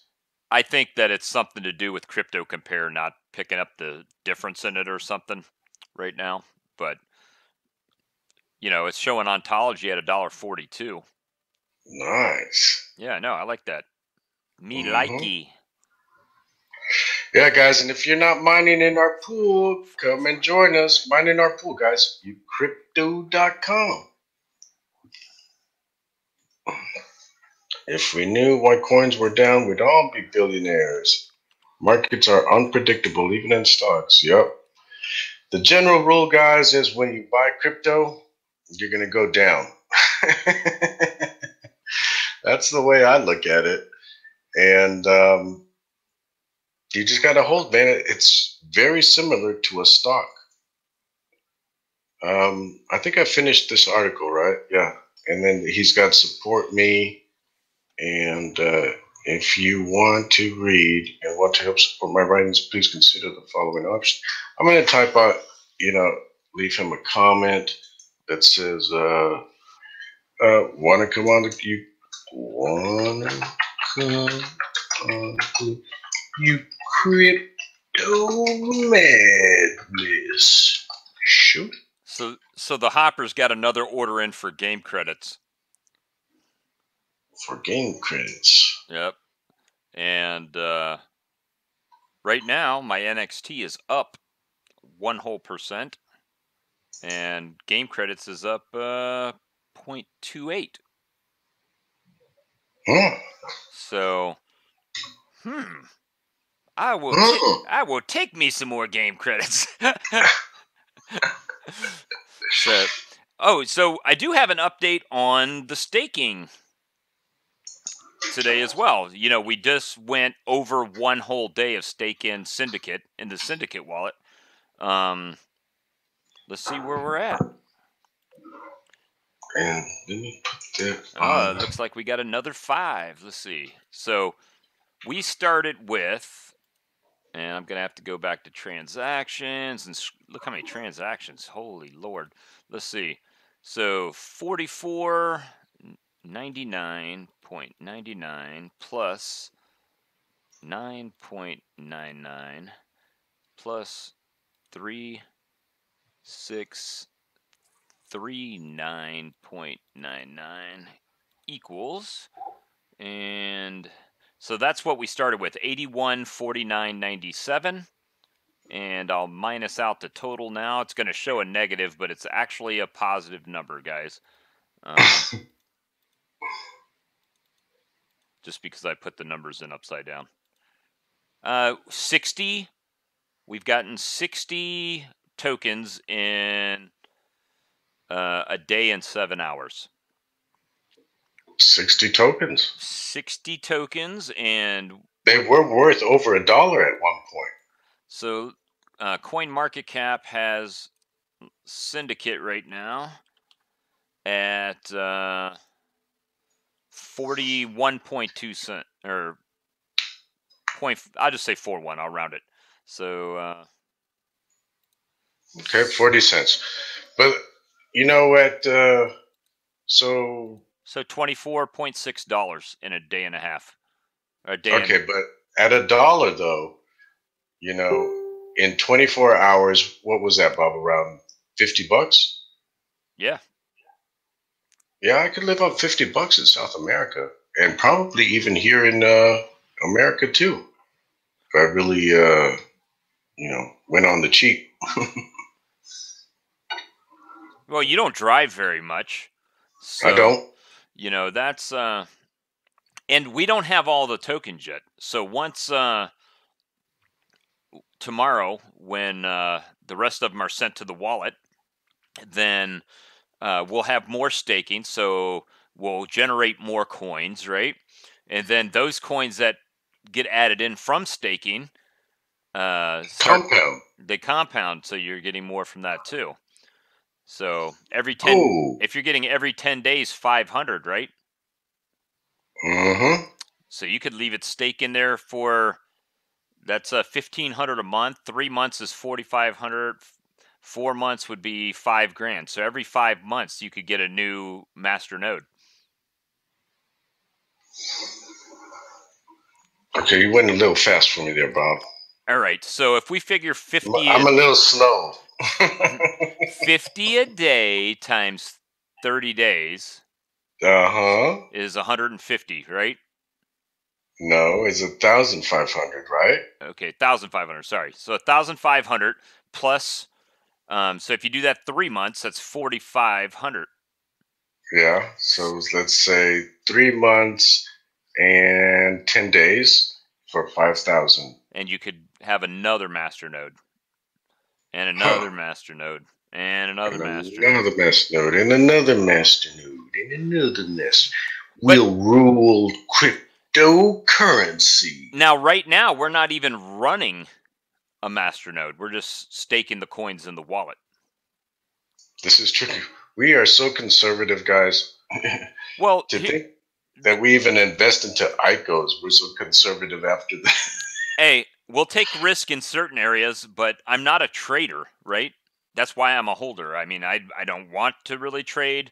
That's why the bot intrigues me, is that, hey, I can put some money in there and let it do its shit. I'm in. Let it go. You know, right now, Yeah, me too. I've got 4 positions open on the bot. 3 of them are in green and one of them's down 0.13%. So right now, the way this is set up, it's not doing a lot of trades, but those trades that it is doing are in the green. So, hey, I'll take little increases over little losses any day.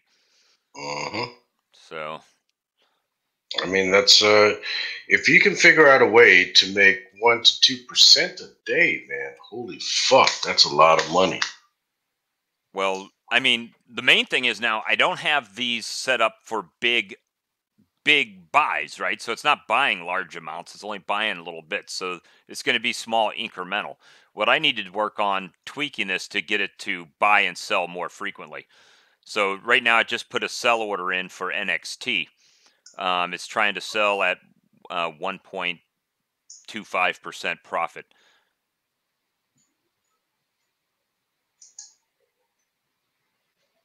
Yeah, staking, the difference between the staking and the masternode is the staking's like mining, right? So if you're a miner and your wallet, essentially, to give it a little bit of equality there, is if your wallet's a miner and you solve a block, you get half of the block, which is, in that case, in Syndicate's case, it's 5 tokens.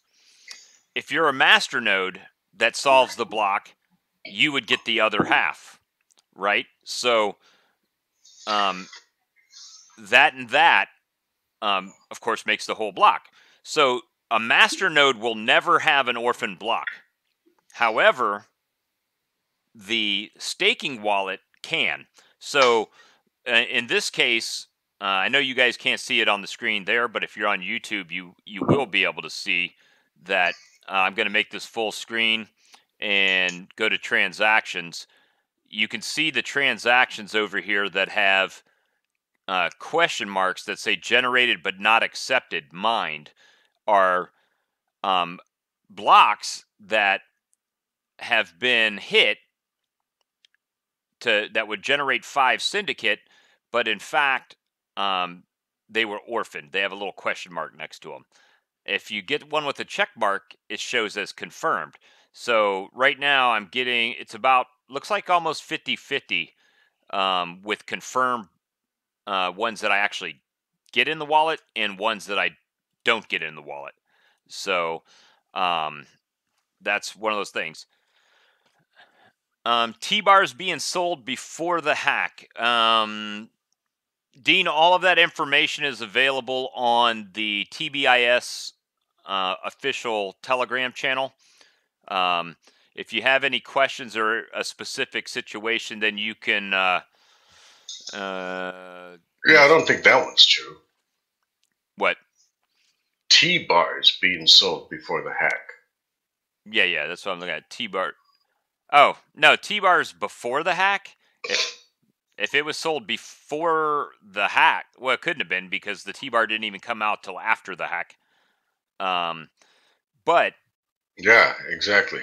There were, I guess somebody said there was a fake T-bar that was put up on there or something. So, at one time on one of the exchanges or IDEX or one of those. So,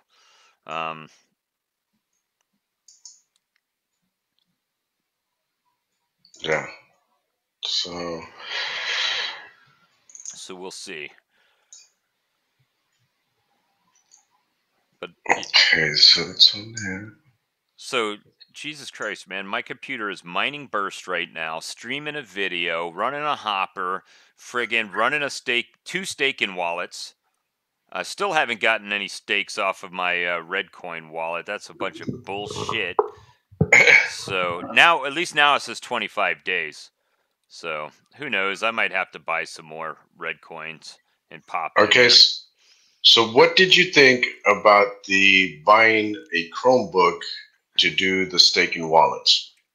Because if they have the IP address, it's the same bullshit, right?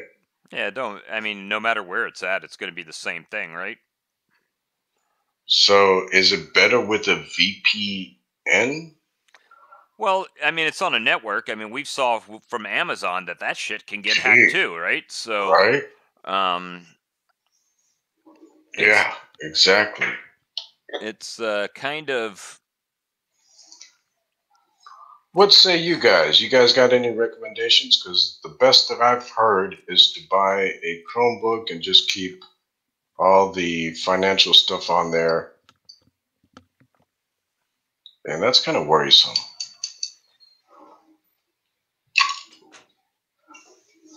So I know it takes like 30 seconds to get some comments, so I'm just being cool here, trying to I don't know, right? Trying to get some feedback from you guys.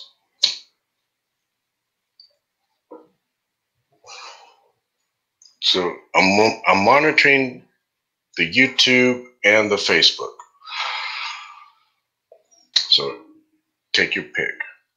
I got you covered. Chromebook seems the safest. Okay, Ariana. I like that. Why do you think Chromebook is the safest or seems the safest? It'd be the same thing, though, right? It'd just be sitting over on the desk, That's and the thing, it's just another computer. right? So what's the difference if you have it there or have? I mean, I guess it's on different computers, but If they have your IP address, though, well, and you can't use a Chromebook. Chromebooks use Android as the most of the staking software, Windows, Macs, or Linux. Yep, you do have a point there. So, oh really, Jace? You can't do it then? I have to give my wife a shout out today, man. She hooked up you see the room back here is all clean. She got her clean on today. Yeah, man. So I have to do my part and not leave my shit everywhere for a change. Well, you're drinking all these monsters. I got a trash bag over here to put them in. Okay. But I've got electronic shit everywhere. Same. Well, I just I took those 4 GP whatever they are GPUs, and I tried to send them to you, Bob, but I was 20 minutes late. I'm just gonna go to the post office, right? Or should I go UPS? Post office would be fine. I don't know which one's cheap. Just go to the cheapest one. I don't know which one's the cheapest one. When you stake, you can get into settings and set it so it's only open for staking. Hey, you see that, Bob? Well, on this wallet, when I go to settings, it says encrypt wallet, change passphrase, show backups, options. I don't see where it says that only open for staking.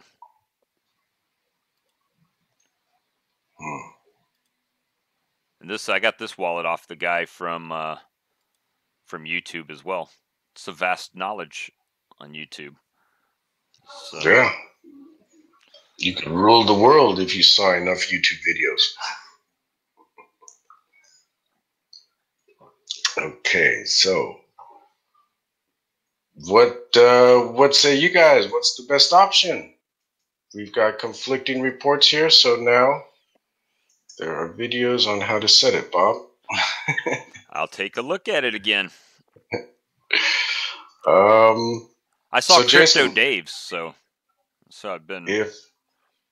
If you're saying we can only use a Windows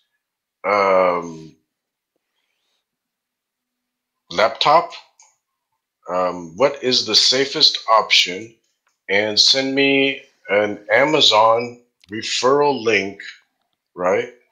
And I can post it on here, man. And if anybody buys that, if that's the best option, then I want to do the best option. Man, I hope game credits goes up. I got 3 open positions.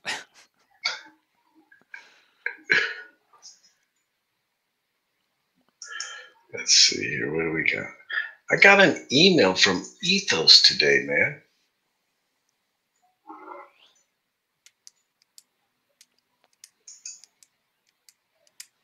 Man, I do, Spencer, but I was going to send them off today. I'm looking for 1 to 3 cards.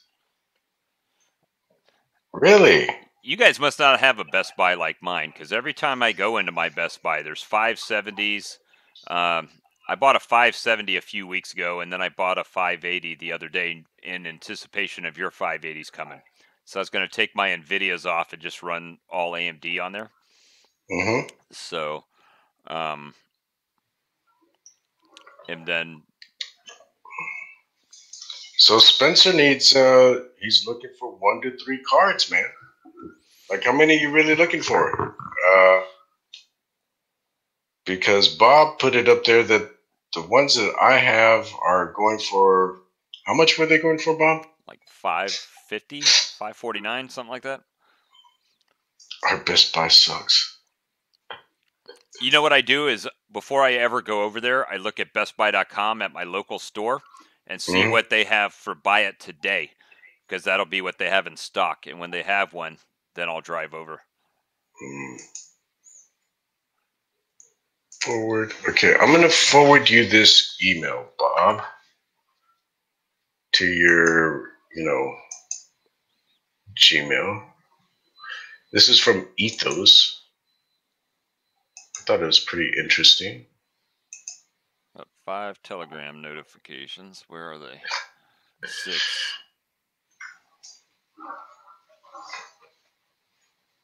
And then only get top tier cards. I'm not looking to break the bank or anything crazy. How much you want to spend, Spencer? You can use a netbook with Linux, Windows, similar to a Chromebook, but since it's just a stationary PC, I just go with a good enough PC and stash it somewhere out of the way. Yeah, that's same deal. Same deal? Like the tower that, where the fuck am I gonna stash a tower? Just put it up under the desk on one end of it. Plug it in over there. You just need to get it up and running. And then you'll have to start a Syndicate wallet, and I'll have to send all the coins over to your Syndicate wallet so you can start staking them at your house. But if you're going to Colombia, it's better just that you keep them. Well, I mean, whatever you want to do, man. They're your tokens. Yeah, but it's also about security and spreading yourself and making sure that you've got backup plans.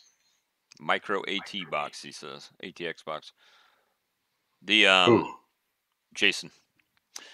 So G, right now we have currently staking 8,209, but that should put us over we should have over 10,000 tomorrow. Yeah, the size of a GameCube. Don't even know what's a GameCube, bud. Yeah, it's just like a little square computer, like this big. They have them at Fry's. They have them at Fry's? Yeah, they should have them at Fry's. Called a GameCube. No, not a GameCube. It's a micro ATX computer. Micro ATX computer. It's smaller than even what you have right there right now. I saw they actually at Best Buy. I went in there today. They had a iBuyPower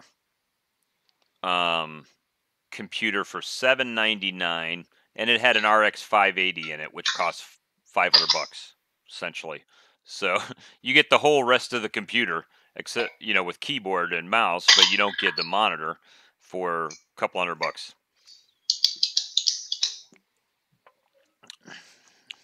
Is that a good deal? Well, you see, your video cards are $550 each. Yeah. And it's got one of those in it.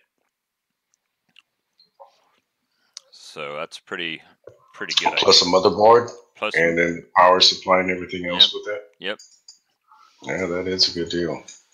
Already built and ready to roll. Yeah, and I would have probably bought that one over the one I bought had it been there when I bought this one. I bought this one out of necessity, right? So a micro ATX box. How much does that cost, Jason? Is that around the $200 area? Can I go to Fry's? Well, I can pull up fries.com over here.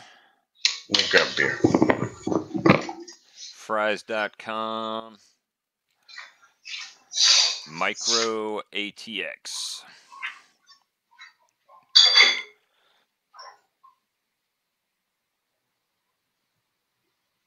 That's a case.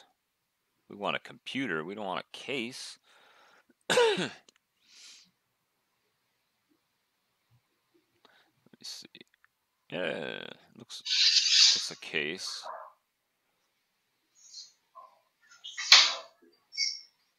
Let's see. Maybe I just need to go to computer, PC computers. There we go. But I don't want all that. Just trying to look it up for you. 100 to 300.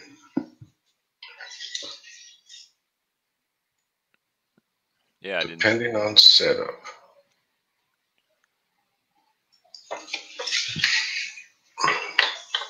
So,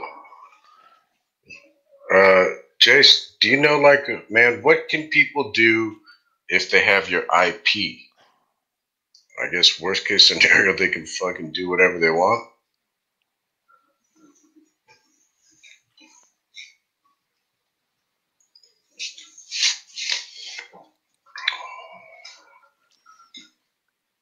Let's talk about security for a little bit. Trying to get our security in action. Or at least make it fucking tough.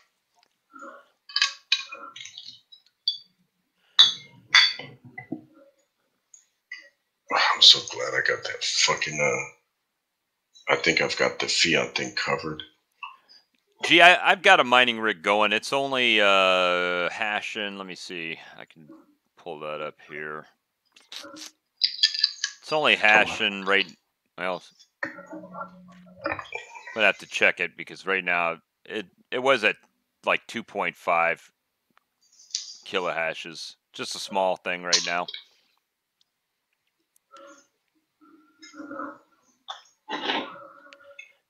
Dane, you've been banned because I signed up for Titanium Unchained Telegram.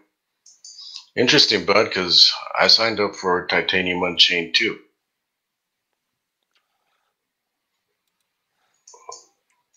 Time is money. I tried to send him those 4 cards earlier.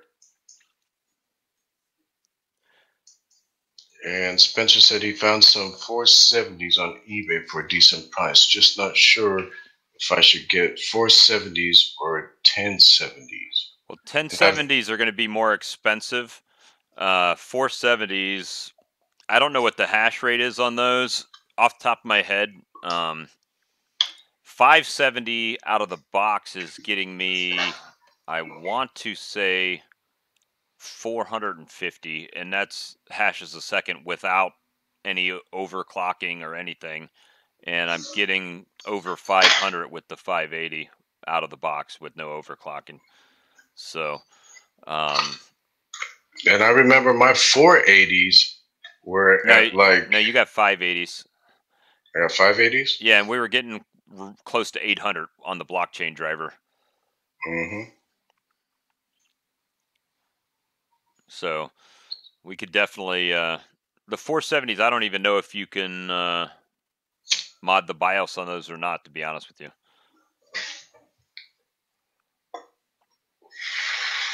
All right, so your 474 gigs are doing 650 to 700 G, overclocked and modded probably. Let's see. One thing that worries me with the modding is that supposedly once you mod, the BIOS is no longer warrantyable.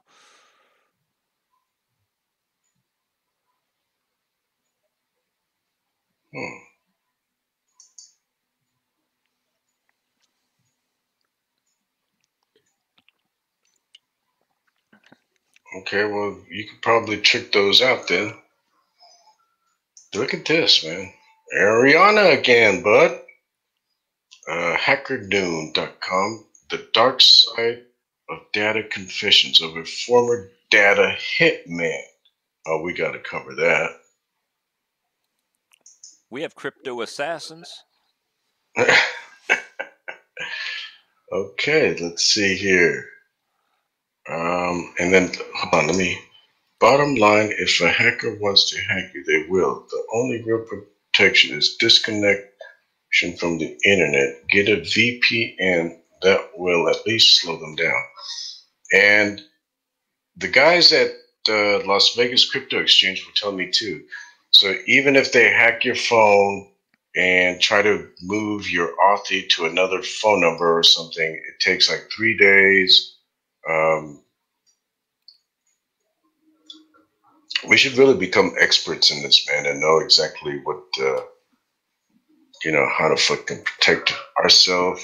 And there was a guy that posted a post in Electronium about how his Cryptopia got hacked. And I mean, almost every day I get a notice that, someone is trying to get into my Cryptopia account from a different IP and whatnot. So that would be good to have like a security hour or half hour or whatnot and just talk about security, guys. And so if you guys, want to help us out with what you guys are doing and how you're protecting yourself, that'd be cool. Let's go right now to this article that Ariana posted up, guys. It says, The Dark Side of Data, Confessions of a Former Data Hitman. Data Hitman? That's crazy. Okay. So this supposedly is written by, you know what? I think I can just post it up here too, so you guys can kind of follow along and read along. Let's see, share screen and do that. That one right there, share screen, yep. Okay, bring that to broadcast, go solo. All right, so this should be a good one here, guys. This is by Hacker Noon, published by Founder Collective. Our mission is to be the most aligned VC venture capitalist for founders at seed. Proud investor in Uber, The Trade Desk Inc., BuzzFeed, Cruise, okay? A 7-minute read. All right, guys, I'm not sure if I can cover all of this, but let's get to it. By Noah Jessup, okay? And let me see what happens when I scroll over. It takes me to his Twitter, okay? Every few minutes, Michael, names have been changed, heard his office mate's computer let out a sort of beep. He and Trey had stayed late at the office after dinner to see if they could build a detection model, taking in all the data they had, location, times, correspondence. Every unassuming beep represented something far more sinister, detection of one of the company's users cheating on their spouse. What? Satisfied with their work, they parted ways for the weekend. But by Monday, this little experiment had to be shut down with more training data.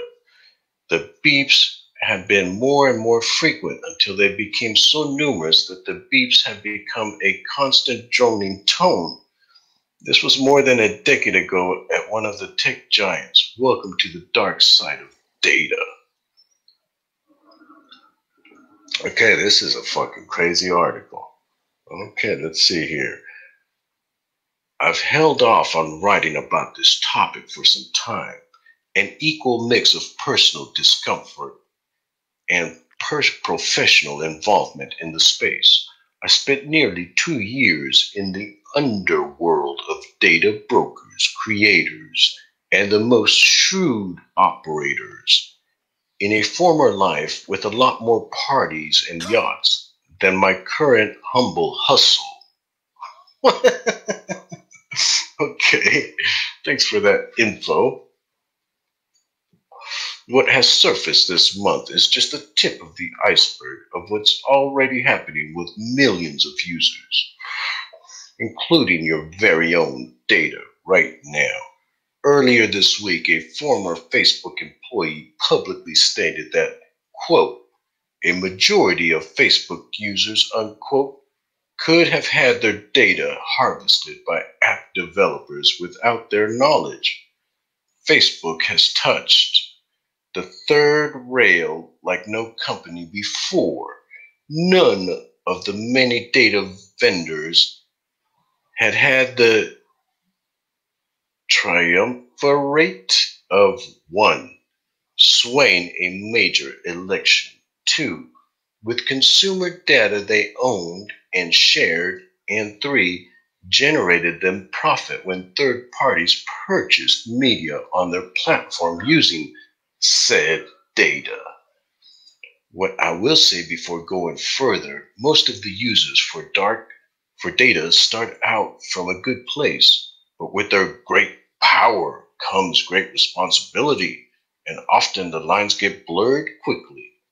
It seems innocuous to help a restaurant find their existing customer and get them to come back more frequently. It starts simply with your corner family Italian restaurant, but somehow it begins to feel different when the same tactics are deployed by one of the fastest food companies driving the obesity epidemic in the country.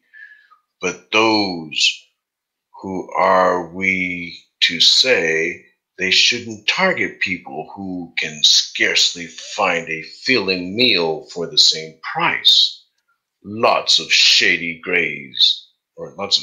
of gray, 50-something-ish,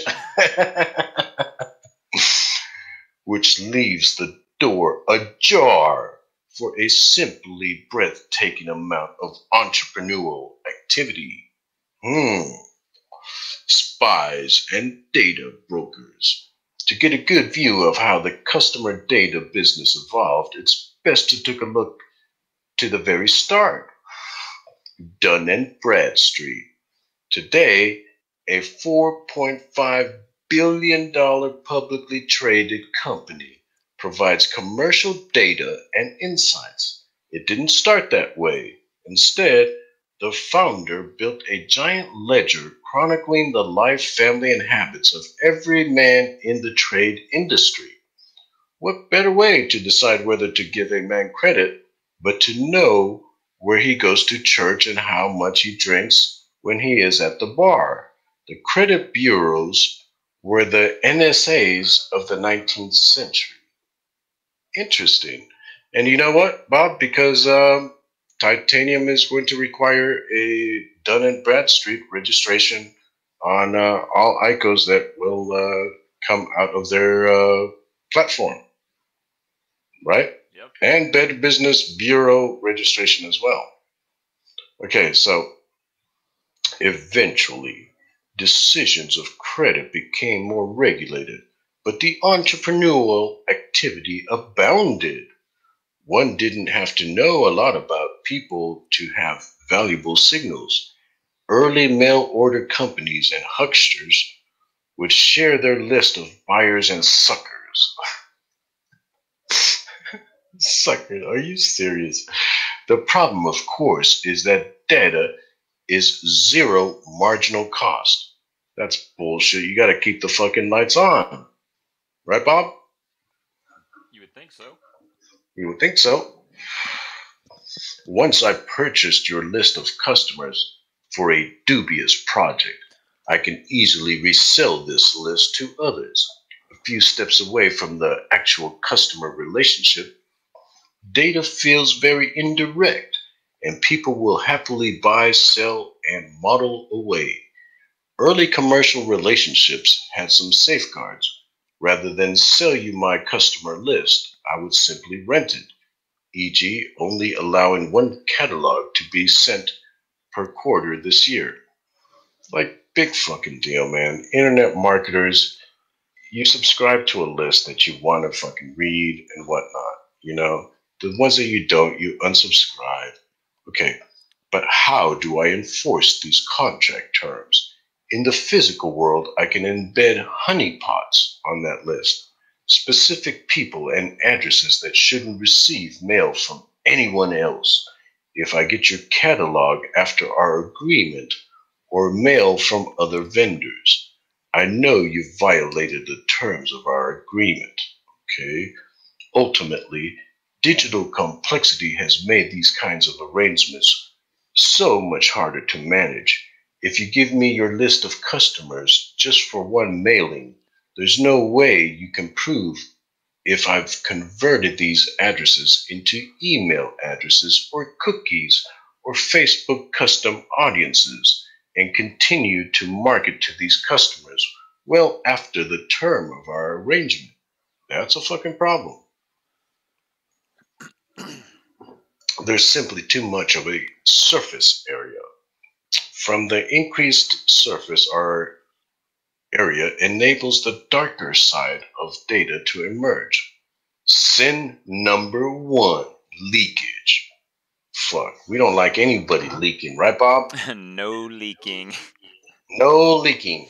Okay, there are countless ways data can wind up in the wrong hands. Perhaps your Facebook friends authenticated an application that violated Facebook's terms of service, Cambridge Analytica case, or worse, Equifax collects data about you that you cannot prevent them from doing, and their own ineptitude causes these records to be sold to the highest bidder who certainly doesn't have your best interests in mind. Other cases are less acute and noticeable. Every website you visit with ads is broadcasting your presence and a host of other information to every corner of the ad ecosystem, where countless players quietly listen, sell their aggravated log data, and let your data slip into unknown to you hands. Use an ad blocker and feel protected. Your TV may still be reporting everything you watch and say back to its masters. Man, my fucking TV has a master? Yeah. Well, if you think about it, like Netflix, when you watch it, it suggests what your shows that you might want to watch based on what you watch. Man, you know what the fucking master to my TV is? You. Nevada Power. If I don't pay that fucking bill, that TV does not come on. Alright, I'm the fucking master, dickhead. I pay the bills. Let's see here. What to see how far simple information spreads. Just to ask a California resident who, under state civil code, can request information on all third parties who have received their information. One errant purchase can you have one errant purchase can you have your personal information copied to dozens of data aggregators, and these are only the ones playing by the rules. Other data sets move seamlessly. Do you know all the companies that your mobile provider licenses your location to?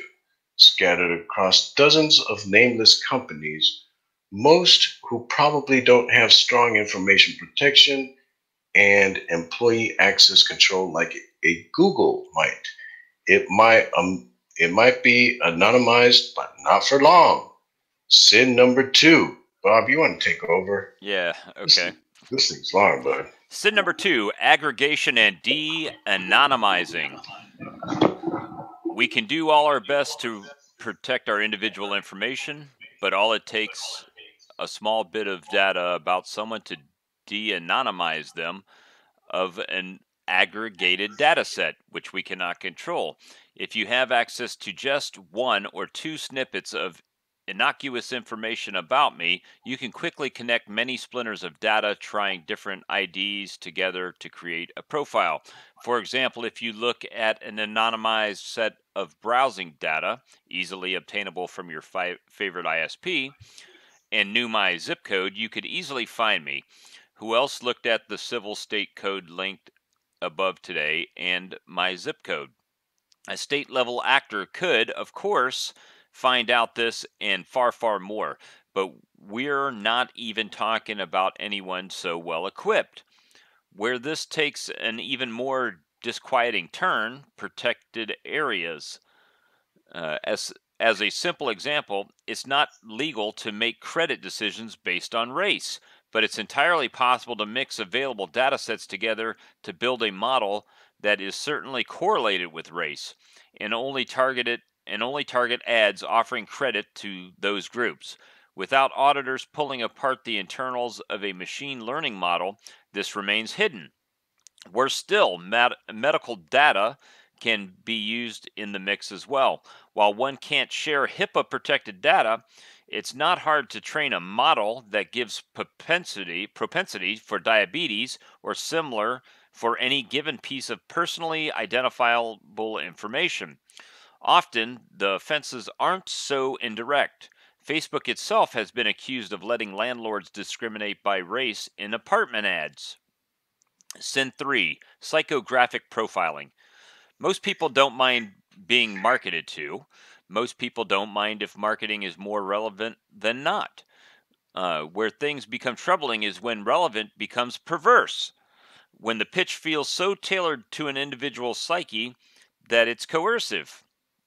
With data leakage, aggregation, and some creativity, it becomes easy to find data deployed in ways that just make us uncomfortable and uneasy, and craft a message to hit someone most effective based on their opinions, attitudes, interests, and lifestyle. It's already been 5 years since New York Times massive story on personalization, targeting a teenage mom with baby gear before her family knew she was pregnant. But this case is pretty elementary. It's just based on an observable fact about a customer.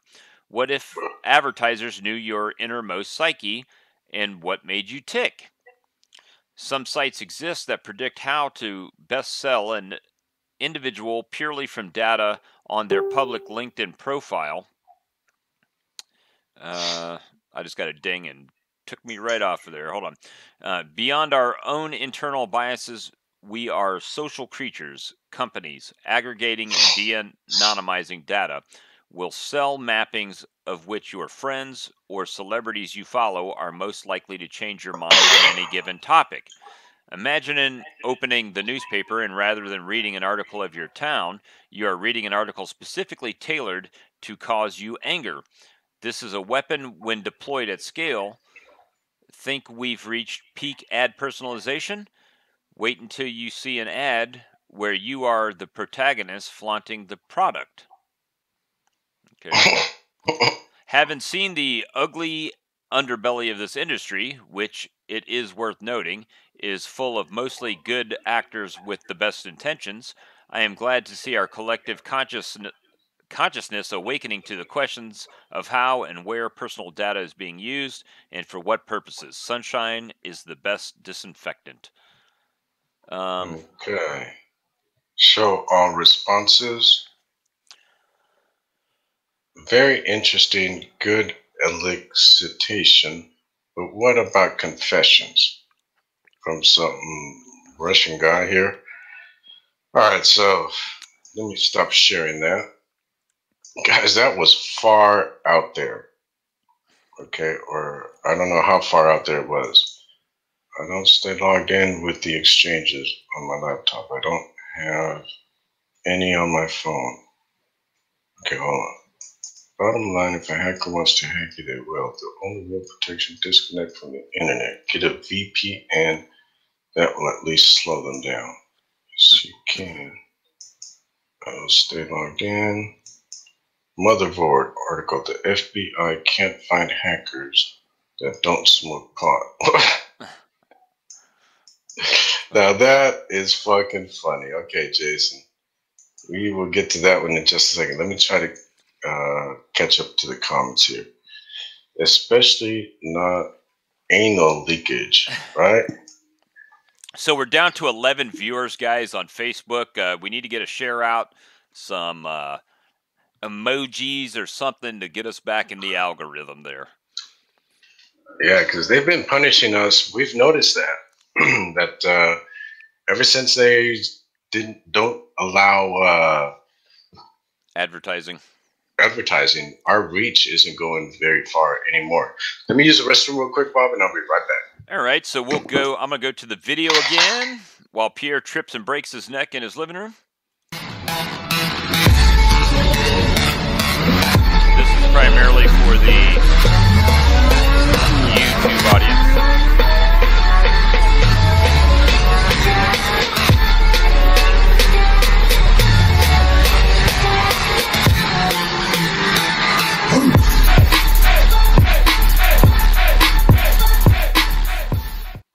All right, so I'll come back here. You can watch Pierre's empty chair spun around backwards.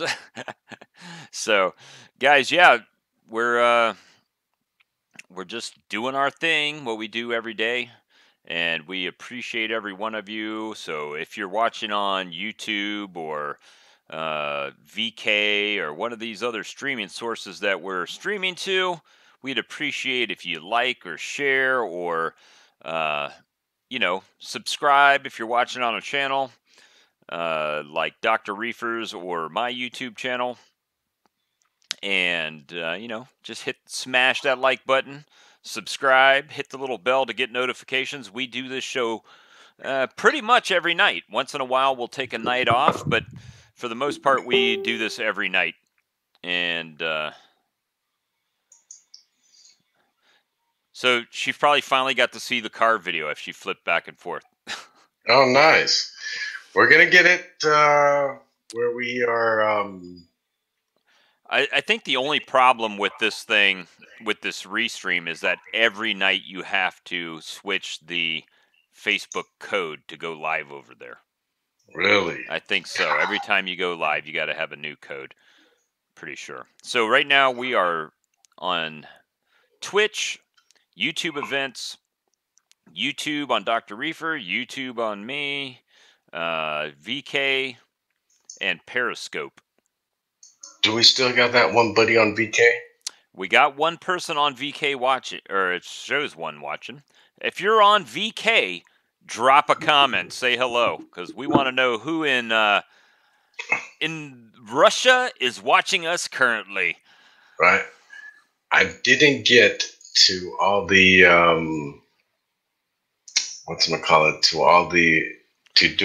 updating my profile on there. You know what we haven't done today? We have not gone over the coin market cap. Try to do show Sunday afternoon. Maybe some more people from Europe will join. We are, bud. We are going. We're getting there. And maybe we even need to look at taking some weekends off. Yeah. I mean, we literally, guys, we go pretty much 7 days a week for 3, 4 hours, 2 hours, however long the viewership holds up. Right now, we've got 11 people. We haven't even gone over the coin market cap yet today. We've gone over staking coins. We've gone over HopperBot. We've gone over some news articles. And we haven't even gone over our regular news sources. We haven't gone over cryptocurrency news. We haven't seen if Bob's trending. See if Bob's still trending today. We don't know. Always gonna be trending. We haven't reviewed our crypto compares. Well, let's get to it, bud. Yeah, we got a lot of work to do, guys. If you guys have left by now, you're missing everything. Well, everything. All right, so I'm going to go to my crypto compare real quick. Right now, I'm going to refresh it. It's showing my 24-hour profit and loss at $1,485. So it's green. That's a good sign for today. Ooh. You probably got a healthy comeback.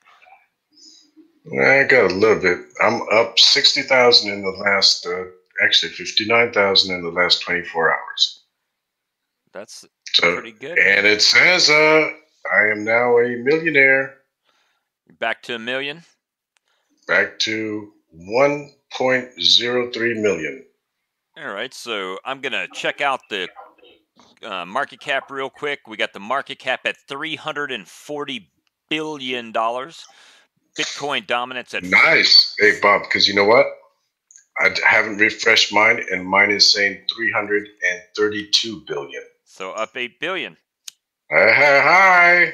We've got 44.3% Bitcoin dominance. Bitcoin at $8,915. Ethereum is up to 541. That's up 4.33%. Ripple up 390. We got a lot of greens today. Cardano's down at down 1.85% to 18.6 cents. Neo. Damn, Bob. I bought that at 36 cents, man. That is now half price. And Neo is up 5.71 to 69.47. So it's nice to see a little bit of green out there. Mm-hmm. Tron is up 21.75% today. Let's see. Icon up 21.1. Binance Coin up 26.01. Oof. Lots of high single-digit ones. Digix Dow is down 0.11. Verge up 10.6. Stratus up 7.34 at $5.21. My bot missed a signal on Stratus today. Damn it. So. Damn, look at 35, dude. Veritasium Up 65.8. at $208. Very low supply. Siacoin up 2.68. So it's a lot of stuff going on. I want Ontology up to 143. Wow, up 13%. Stormcoin 183% today. What the fuck? I called that shit yesterday. I called it yesterday. It's up 183.4. What did you call yesterday? I don't even remember. We just talked about Storm and how it's gone like a freak fest going on over there. And for no reason, right? We don't know why. Yeah, we couldn't find any verifiable reason. So 183 fucking percent. Come on, man. There's got to be some kind. Let's see, guys. It moonshotted on us. While you're looking that up, I'm going to go ahead and go down a couple more coins. Okay. Gas is at number 60 at $22.66. Let's see. Where the hell? Electronium has fallen all the way to number 70. But it's up 7.65% to 3.0 cents. So, Nucleus Vision up 28%. Bitcoin Dark. You laughed at this the other day, Doc. It's up 39.64% today. It's not that I laughed at it. You said you wouldn't get into it. I said I wouldn't get into it, man, just because Bitcoin Dark, guys, you know, you've got that anti-money laundering thing and the know your customer thing. And I'm thinking if you get into this, like NSA is all over that. I mean, that's just my personal opinion. Your kin is up. Let's see, kin at 174. Wow. It's up 5.34%. Just think if you could use the bot and get all of these coins and notice all of their gains in a day. So that's pretty good, though. Yeah. I'm enjoying seeing the green. It's a welcome change. So yeah. Fuck yeah, man. I'll take that all Yesterday day. Was all red. Hopefully we go back to red to green, back to a normal pattern. I know, right? Chainlink 81 at 42 cents. You know, I made sure to keep 10,000 chain links, just like Neo, and I'm hoping it does just like Neo.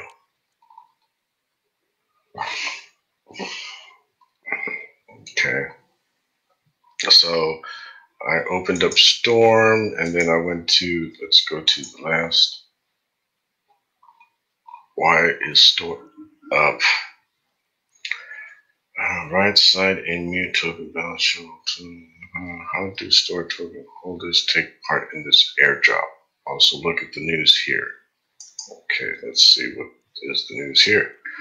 Tech-savvy travelers can now fly first class with cryptocurrency. Okay, let me drop this link here. Right? I'm sure you guys want to fly first class, right? Bam. Let's see here. When I first mentioned OCN at start of show was up only 19%. You did, bud. 94 cents last night's show, now 135. Right? That's 47%. Yeah. That's a fucking shit ton to make in a day, right? I'd love that. So let me go to this article real quick, guys. Holy fuck. Where did it just go? Bitcoin. Okay, here. Is it? No, this one. Okay. Cayman Islands, February 23rd, 2018. Storm X, creator of the popular crypto earning app Storm Play, has today announced that travel enthusiasts will be able to fly in luxury with cryptocurrency in association with travel concierge service Only Fly First Class using Storm tokens awarded through the Storm Play app or purchased on an exchange. Wanderlusters will be able to buy discounted flights to countries across the globe for the I Only Fly First Class website. Simon Yu, CEO of StormX, said, making first-class flights available in cryptocurrency to savvy customers, tech enthusiasts, adventurers, and bargain hunters in a momentous leap forward in emerging the world of travel and crypto. Perhaps the most exciting is that StormX alliance with I Only Fly First Class means that traveling in style, once a luxury afforded by few, is now at the fingertips of everyday people. By watching advertisements or reviewing products, for example, anyone in the world can be rewarded in Storm tokens and then use them to travel the world first class at more affordable rates. I Only Fly First Class offers discounted first and business classes to its users, which are usually thousands of dollars less than the published retail price found on traditional airline booking sites. This lets adventure-hungry travelers on a budget travel internationally without sacrificing the comfort and luxury of first class. I Only Fly First Class carriers include only the highest rated airlines such as Korean Airlines, Singapore Airlines, Asiana Airlines, Cathay Pacific, and Emirates to ensure that customers have an indulgent flying experience. Okay, I'm not going to keep on reading this. Upbit has listed Storm is the last one on this one, so maybe that's what is driving it up. But okay, I don't fly first class when I fly, guys. Like taking a regular, flight from Las Vegas to Colombia, I think cost me like around $250 one way, sometimes a little less.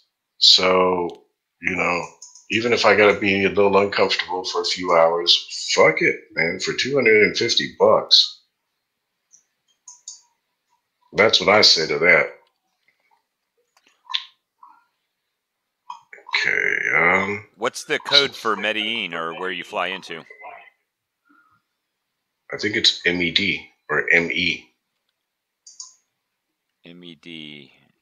Medellin. Sometimes I fly into Bogota, but I don't want to fly into Bogota it's anymore. MDE. MDE, yeah, that's right. So let's see. If I left tomorrow. Where are you checking? I'm checking Medellin. How much did it cost me to fly from Atlanta to Medellin? On where though? Expedia.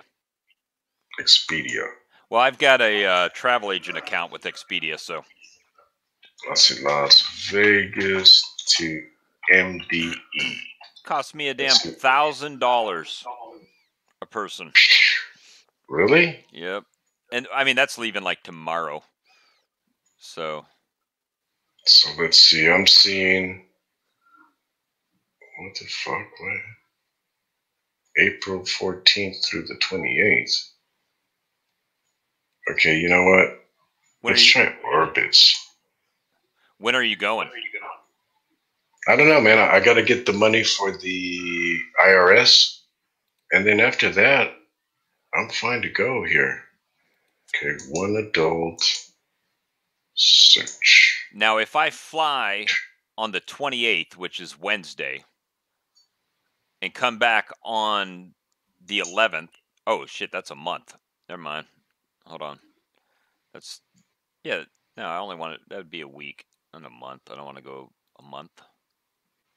If I went for a week, it would cost me, at this point,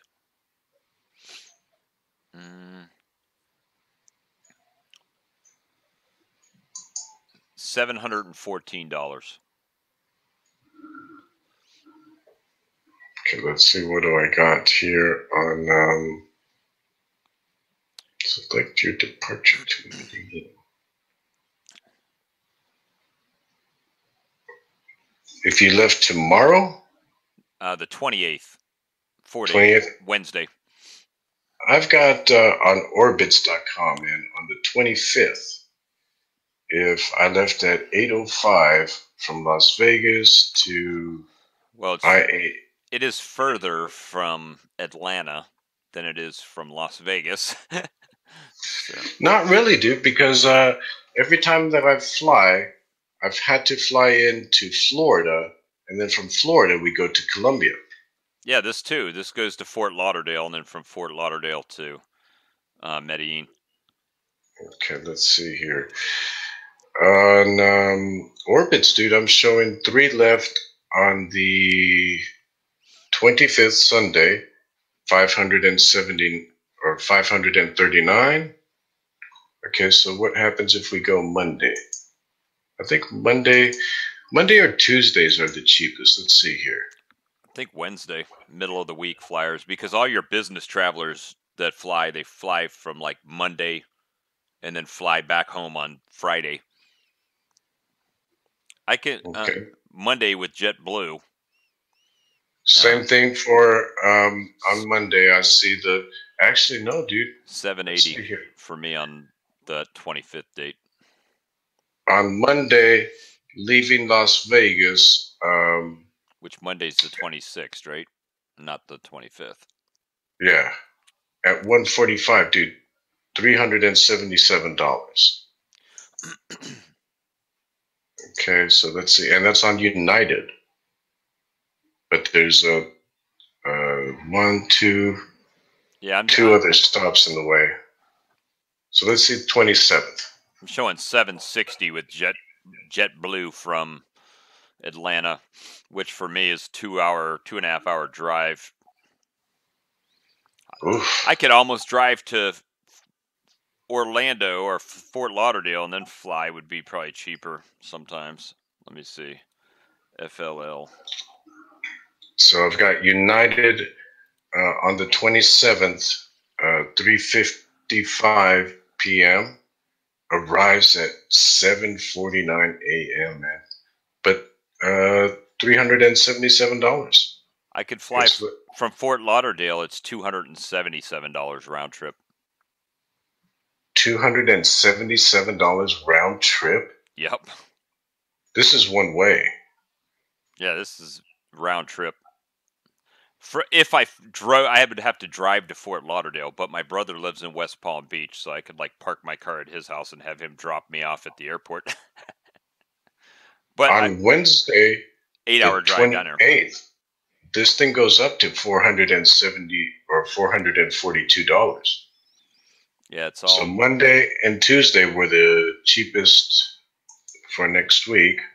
What happens on Thursday? Search.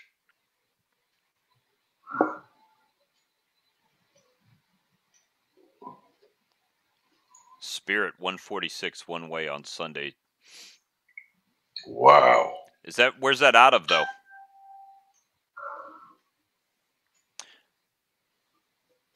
Yeah, because I'm not finding anything under 377 on United. And that was for Thursday. Let's see here. Let's go to Friday. I wonder what fucking Friday. Let's see here. Friday. Orlando. From Orlando. Oh, okay. Orlando's 6 hours from here or something like that. 146, man, that is fucking cheap. Okay, so now it's a $7 cheaper on the 30th, JetBlue Airlines, leaving at 11:56 p.m., get there 1:20 p.m. That's pretty cool. I could sleep all the way or just party all the way. I can't sleep on a plane. You can't? Well, I did when I left Vegas to come home because it was middle of the night, but only for like a couple hours. I know, right? It's tough, man. It's tough to sleep on the plane. And then I usually get between the two fat dudes, man. That one time you got lucky? That was going out there, though. But I used to be one of those two fat guys, so it was I'm going to grab a drink. I'll be right back. All right. So the cheapest I see, guys, is $366 or $377 from Vegas. And it goes up to $600 on Sunday for me.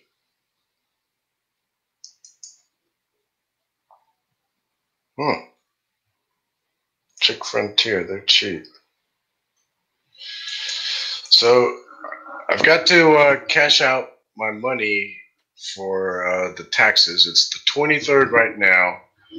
I'm hoping that Las Vegas Crypto Exchange can cash out $3,000 a day. So that would take me like 10 days, 30,000, because I need to have some money after all the taxes. And then I'll be going to Colombia. Bob's going to be handling the show. I'll be trying to check in. I've got a phone all ready for me to take down there and get Colombian internet phone service. Hey, Tobias. What's up, bud? What's up, Toby? I hope you're feeling better, buddy. Had a little bout with the flu. Ooh. And I know the flu will kick you in the balls. Hey, did you post this? Who posted this article? The FBI says it can't find hackers to hire because they all smoke pot. Jason. Jason published. Okay, this was written back in 2014. Though. So then what you do is you get all the pot smoking hackers together and you form a company and then you contract to the government. Ah, method to the madness. Cheers, Tobias. Cheers, bud.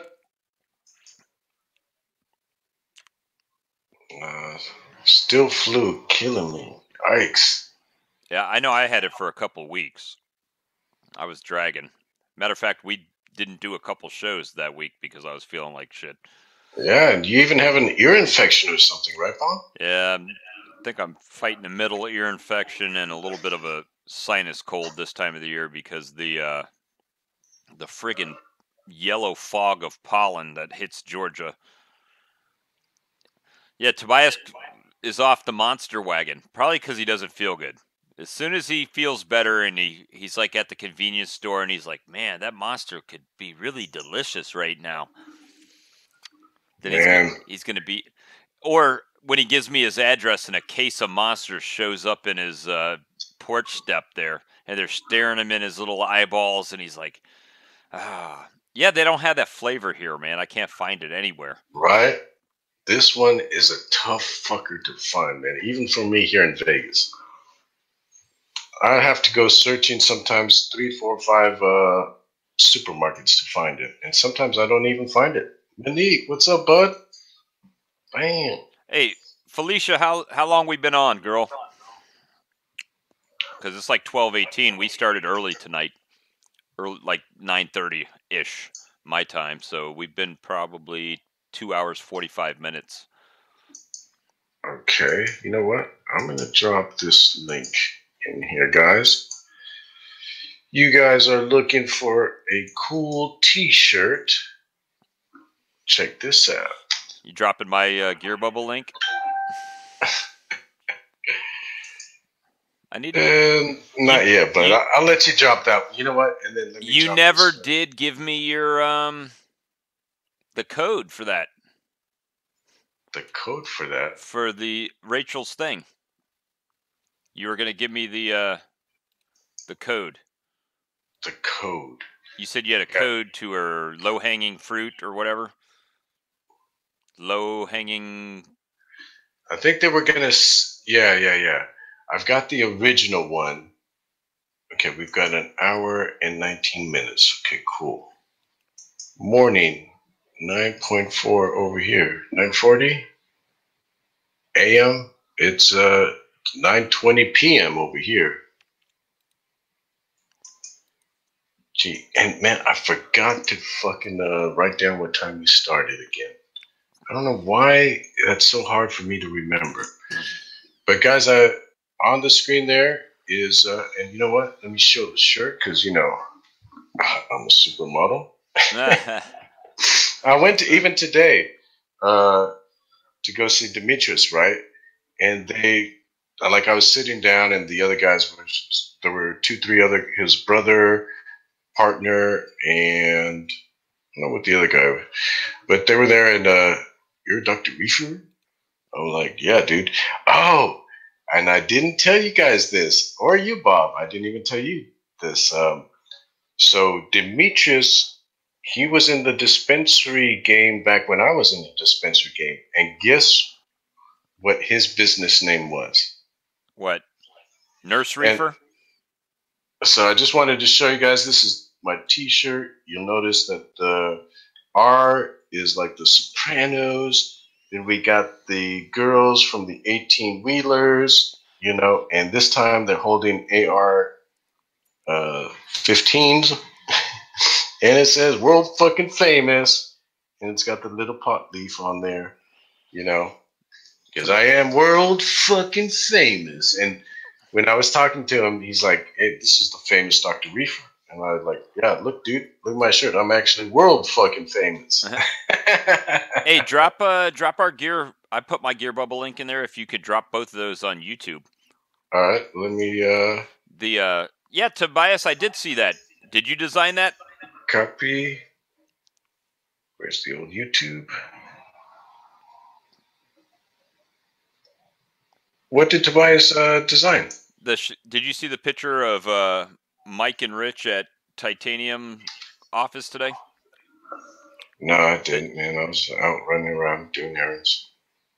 It's on the I got it pinned to the top of the Titanium page, which I will bring up because I can do such things now. Oh, only for YouTubers. All right, so let me go to Titanium Community. I've dropped that link in there for you too, bud. Thank you. In the YouTube, in my channel. There it is.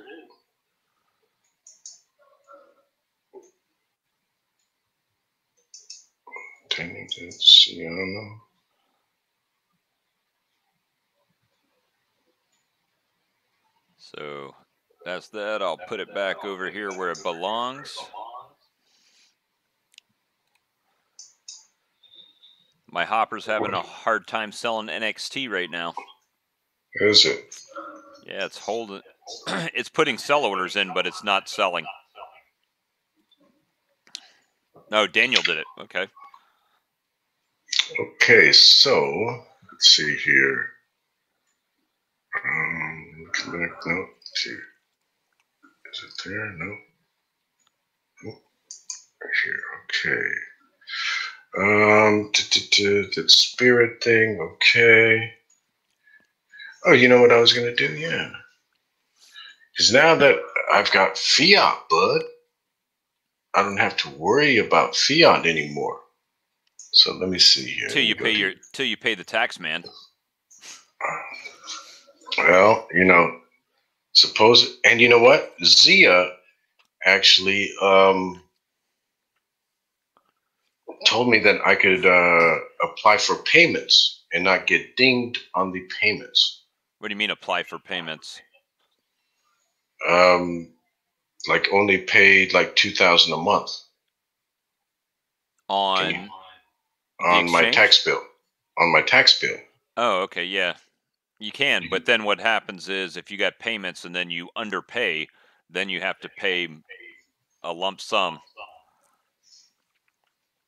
Right? So you're making projected payments, right? On what you assume your tax bill will be. No, I will be making payments on my tax bill. Yeah, you might be able to. Yeah, I would definitely check with your, tax PhD. Okay. Yep, the hopper gets stuck sometimes, but at least it's not selling at a loss. Yeah, but you want it to sell when there's a gain.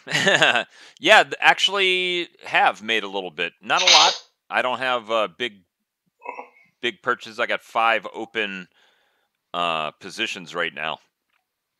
3 of them are not very old, like happened in the show, actually.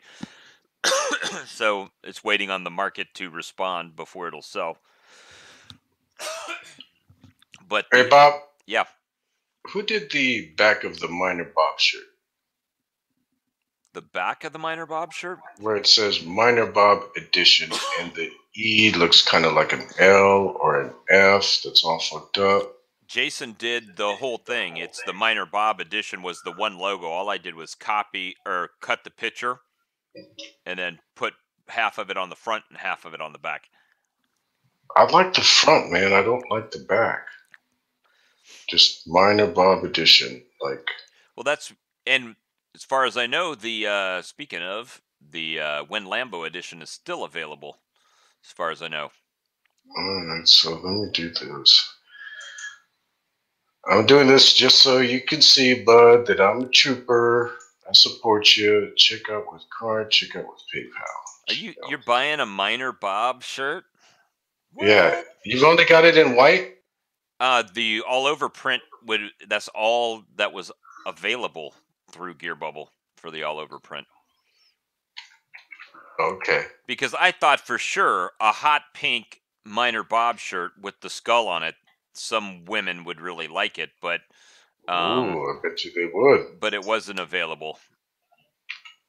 It wasn't available. Let's see. And I haven't cashed not one thing out of there. Nothing. Everything that's been sold is still in there. And hopefully Felicia's gotten her hoodie because otherwise that'll be the next comment that comes up. Bob, where's my hoodie? Oh, and she was rightfully pissed, dude. And usually Gear Bubble does not fuck up like that. Like, they get thousands of orders every day, and they usually do not fuck up. And they fucked up on hers. Like, usually when they do that, they'll send you a free t-shirt. And I guess she didn't press them on it. Enter your contact info. Okay, let's see here. Let's hope that I got this right, because I don't know. Log in. Yeah, I don't think the sell order is going to go through again. But it's got 6 minutes left before it'll cancel out. But it's pretty cool to sit there and watch. I'm just worried about when I go to sleep tonight. See, I told you Felicia would say, "Bob, where's my hoodie?" Smiley face. Did you get a response back from Gear Bubble, Felicia, when you sent a ticket in? I hope you did. I think it's still got my old credit card on there. Yeah, the bot is, I guess when you look at it, if I say overall, I'm down because I've got open positions that are down right now. But I have sold at a profit. So if I don't sell, right, if I haven't sold, then I guess it's still out there working. Yeah. The only thing is that if I had the $100 subscription, it queries every 2 minutes as compared to every 5 minutes or 10 minutes. If you have the $100 subscription, it queries every what? I'm not sure on the subscription times. I think it's let me see. Let me see if I can just go to cryptohopper.com and not on my page here.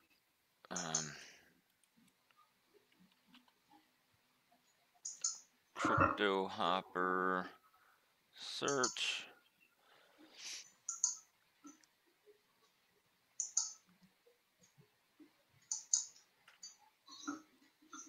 All right, Bob. Hmm? I just bought one of your shirts, bud. I saw the notification. Thank you, sir. You're welcome, bud. I wear it with pride, even though I don't like the back part of it. Well, you got a jacket on or sitting in the chair most of the time anyway. Yeah. And it looks like we got another 5 Syndicate that came over. Ooh. Guys, so I'd appreciate it if you don't have a Dr. Reefer shirt. Why don't you get a Dr. Reefer shirt? They're sexy as fuck. Okay. You know? So the bunny gets 10-minute intervals on buying. The hare, which I have, gets 5-minute intervals on buying. And the kangaroo, which is the $99 a month, gives you what's it give you? It gives you 2-minute intervals in buying, and you can get signals for all coins, and you can hold up to 500 positions, and it gives you arbitrage, so it'll trade between exchanges. So it'll actually send it like from BitterX to Binance. Yeah. And then, but that's $100 a month. It's double. Okay. That's not a big deal, man. Like, the big deal is, how much do we have to put in to, at the minimum, break even? You know? Well, I could change. Keep track of this. Yeah, I'm gonna grab beer. All right. So we are definitely looking at it. It looks like Qcoin will be available soon on there. Right now, you can use Kraken, Poloniex, Bittrex, GDAX, and Binance. So I'm excited about it. Let me go ahead. I'll pop that back over here where you guys can take a peek at what we got going on. Right now, it looks like everything I've got is in the green. Every single thing. So if all of this decides it wants to sell, like right now I've got a sell order in for NXT. It's getting ready to go away. So, Pierre, if you look at this right now. Okay. What am I looking at? You got to probably look at the YouTube channel. But okay, let me bring that up here. This is the current hopper situation. Every single position I've got open is in a green right now.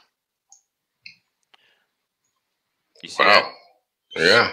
So But you see right here the NXT order that was automatically generated 28 minutes ago hasn't sold. Okay. See, like you saw that game credit just popped up there to sell. That Next, not game credit. Next. Well, next is up top. That one's been there 29 minutes. Oh, there we go. There's game. Okay. So it just popped up there while we were speaking. That was automated. I didn't do shit except talk about it, and it popped up there. So it's trying to liquidate these and get these profits right now. Okay. So. And look, your total Bitcoin return says almost 1%. Yeah, almost 1% right now. And I started this at 10, but it didn't start any kind of trades right out of the gate. So this one will probably get canceled. It'll go back into the pool here, and then I imagine next time it does a signal, a refresh down here on the target, that it will do it. See, it says placing live sell order for game, and successfully placed order. Following sell signals is disabled, so that's what I'm saying. I don't want to take a signal. If it says to buy and then the market starts to go down, sometimes it'll send a signal out to say sell, and I don't want to take that loss. So you see NXT right here just went to red on that one. So if you're going to play it that conservatively, that's when you only want to be sure that it buys stuff that you're willing to hold. In my humble opinion, guys, we are not financial planners. Right. So right. I didn't buy any. Well, most of the coins that because they went next. Do what? They went next. Yeah, I think it went back down here, right? So I've got 2 transactions. It fell off of here because it went over the 29 minutes.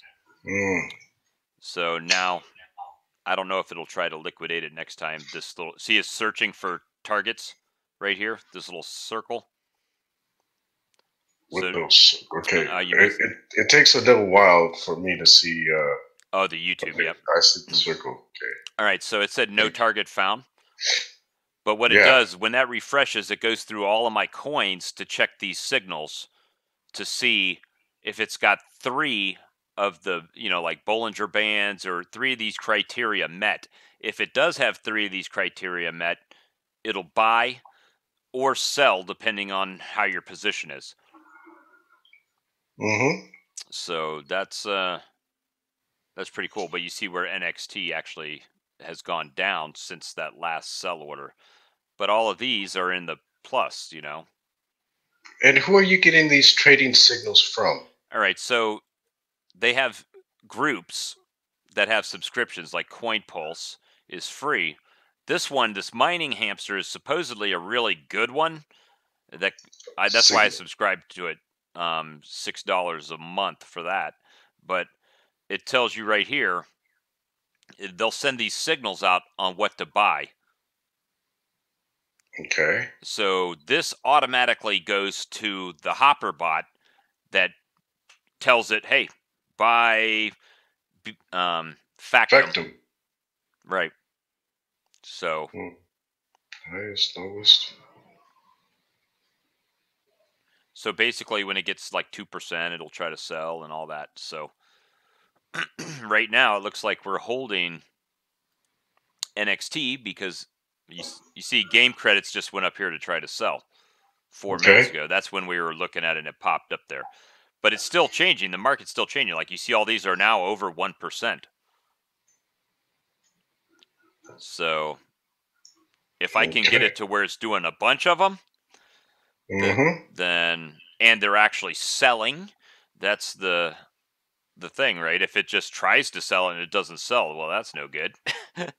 True. So but right now it's showing like 0.71. This is a 0.92 total return.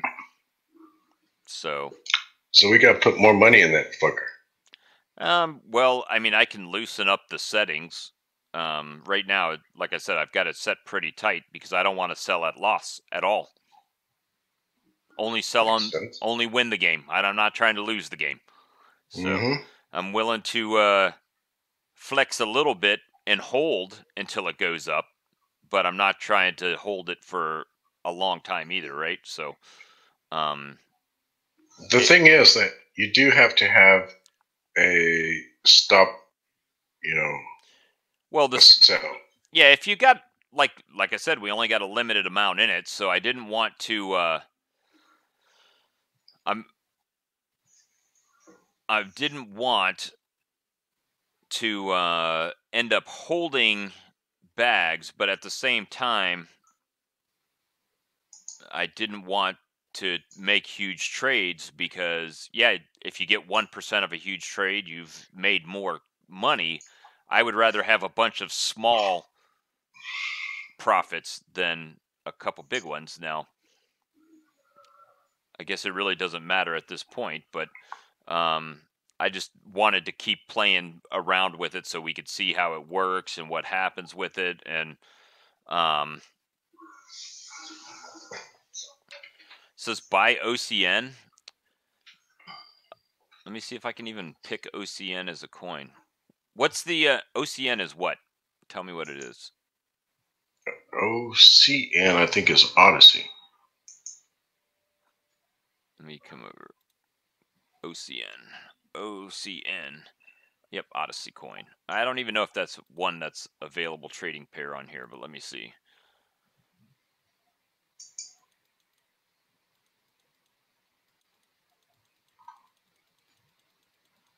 Odyssey.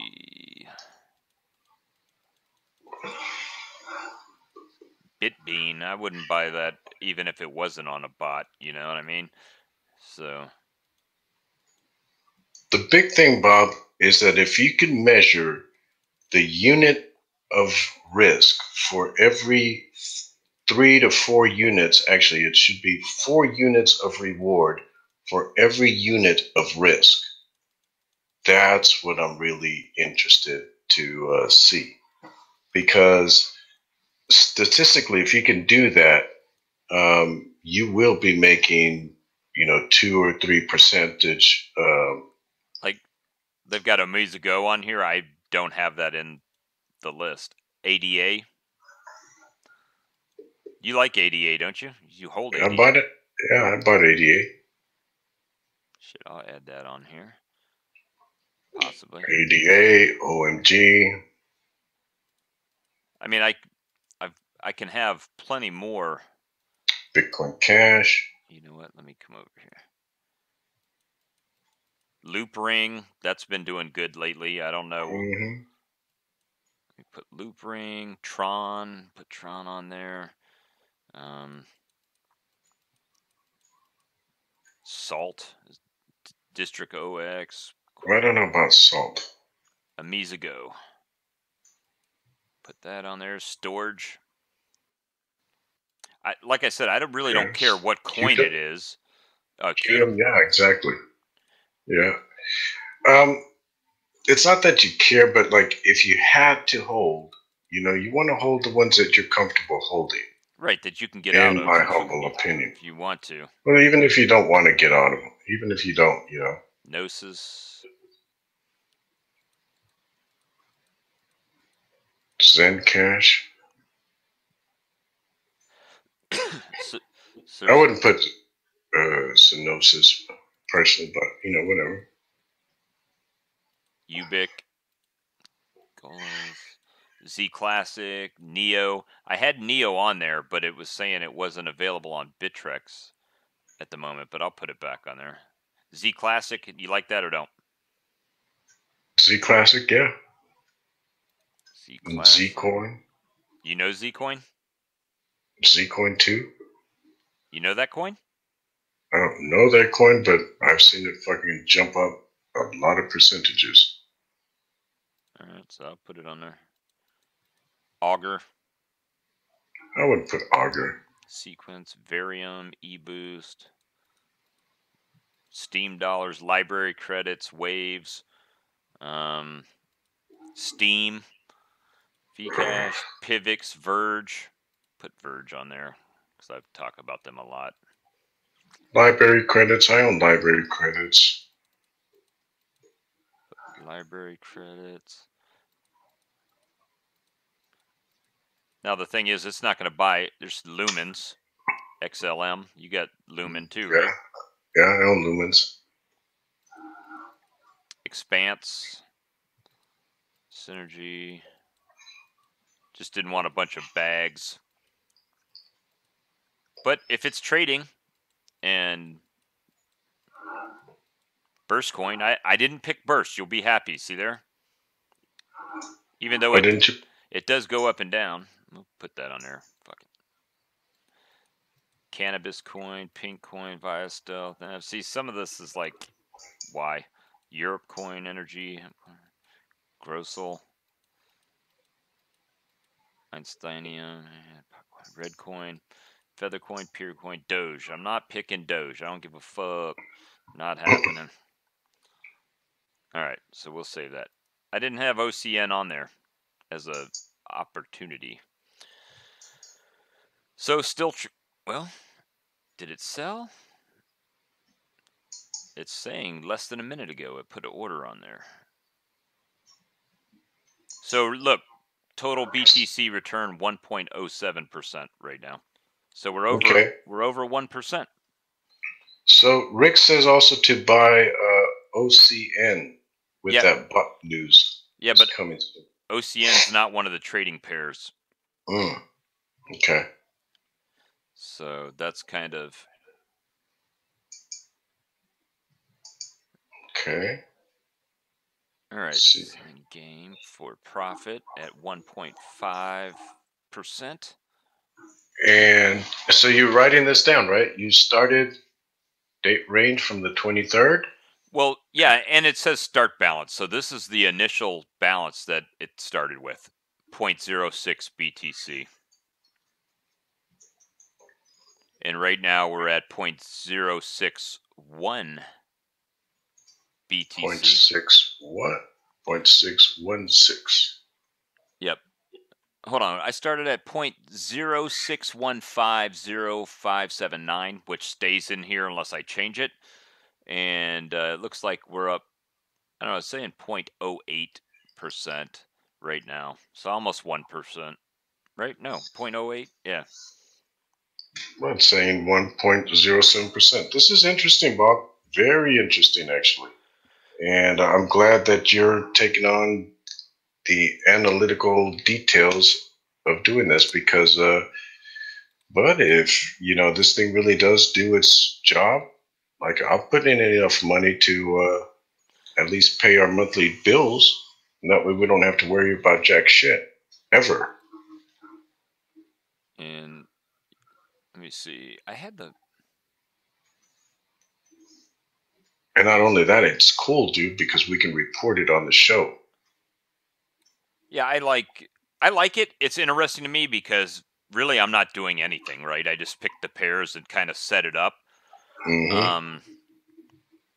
And it's but that's where it gets interesting, where you fine tune it. Right. So right now I know it's really tight and it's not like I've only got two coins, right?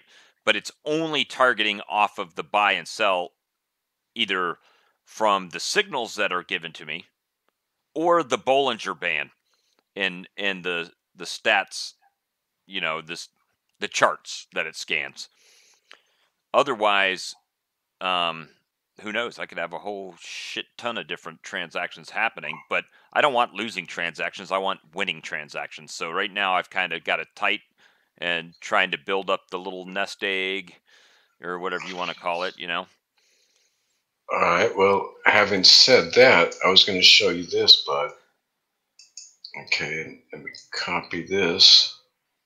Let me see if this link works. I'm not sure if this link is going to work, guys. Okay. Make that smaller. Live stream. Bam, bam. So, back when I was studying charts, okay, now let me make this smaller and come to Facebook and drop it in the old Facebook. Let me see if that works for... that affiliate link might actually take over 30 days to generate something, because if everybody does the trial for 30 days and it they don't pay for a subscription, I'm sure you don't get any. Yeah, they've got to make some money, and when they make some money, they will split with you. So, guys, does this link work for you guys? Bob, can you check that link really quick? Yep. Hold on 1 second. I'm gonna drop. You guys are going to laugh at this. I'm going to drop the link for Sarah there. She was asking about the bot. It's the Crypto Hopper bot. Okay, and at YouTube, it does not look like they have responded to any of these. Do I have anybody watching here?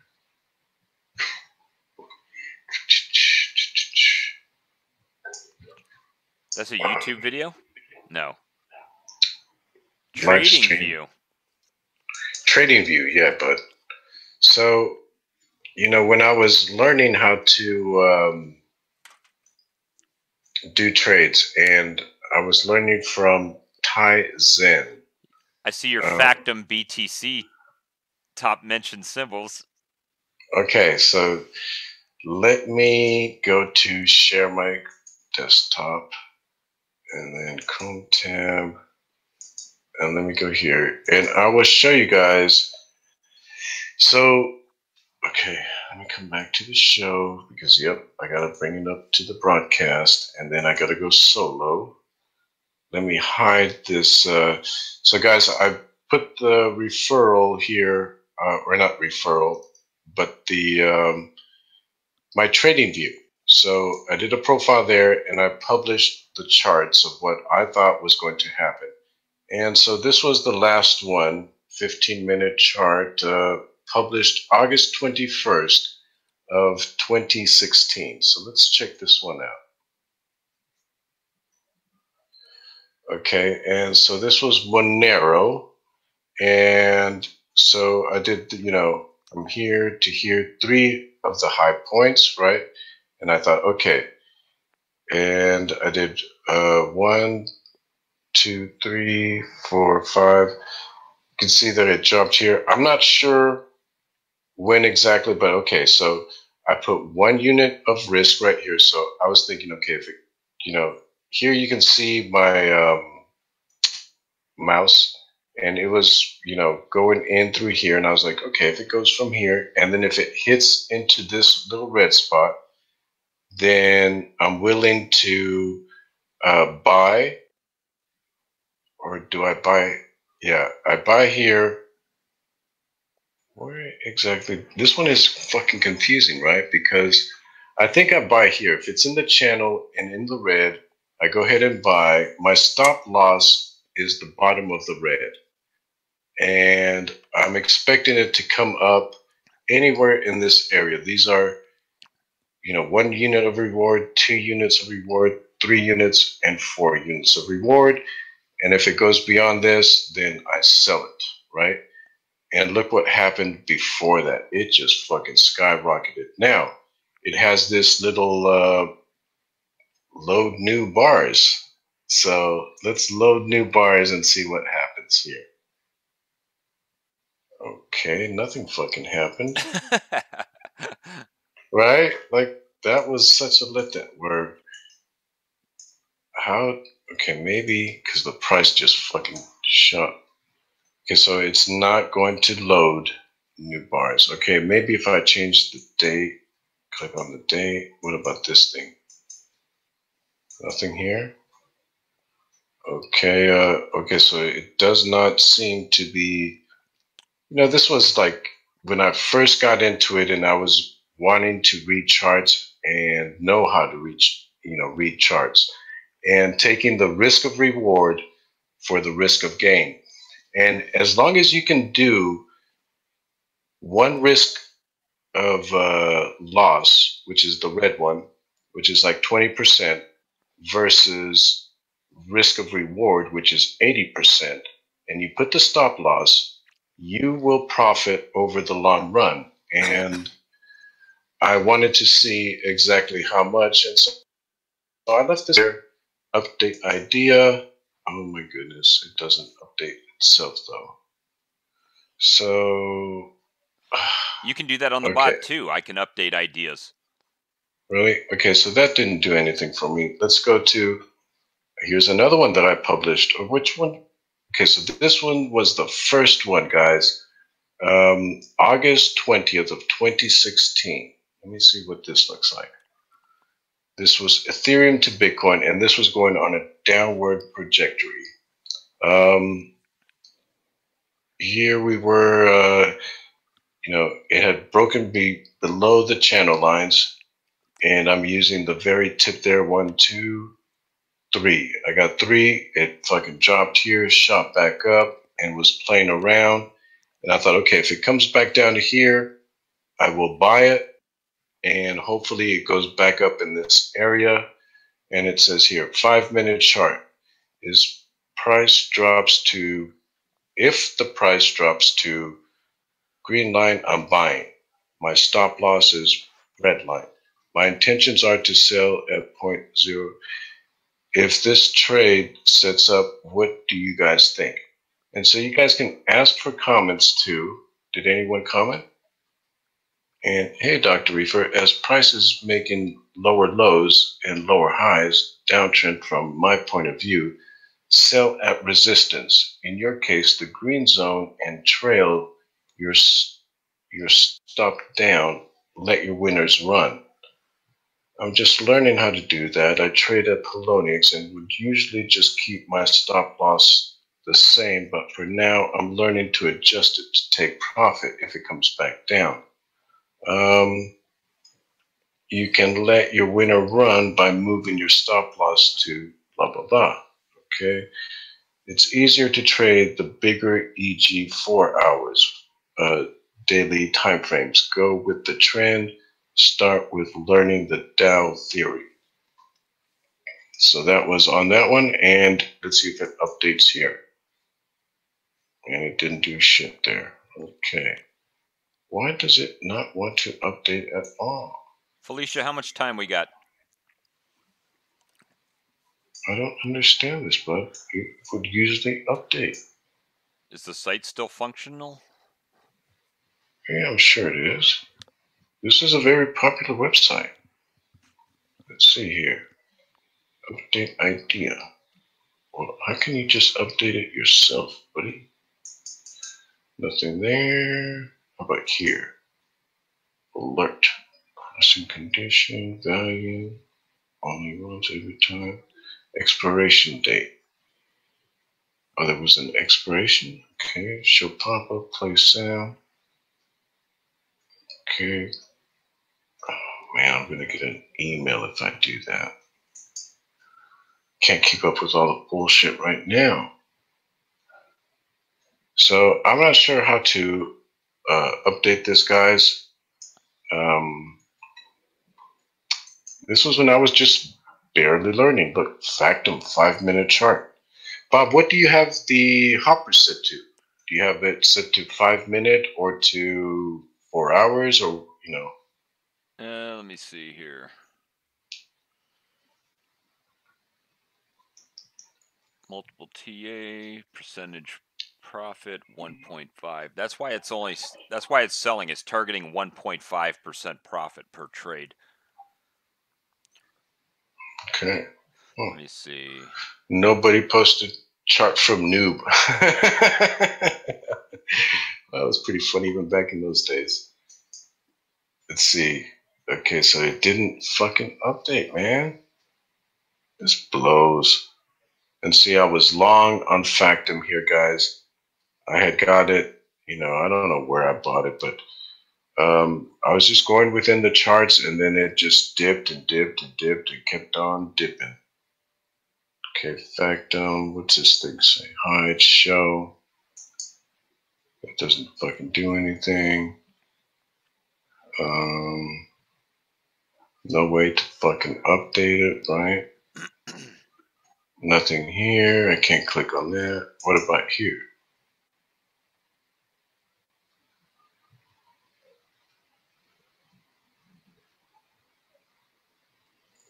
Okay, it's telling me technical analysis summary, strong sell.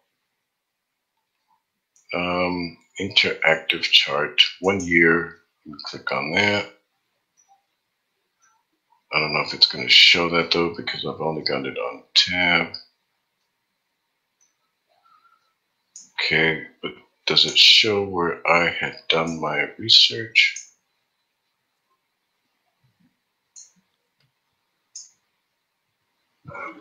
Are we seeing this on?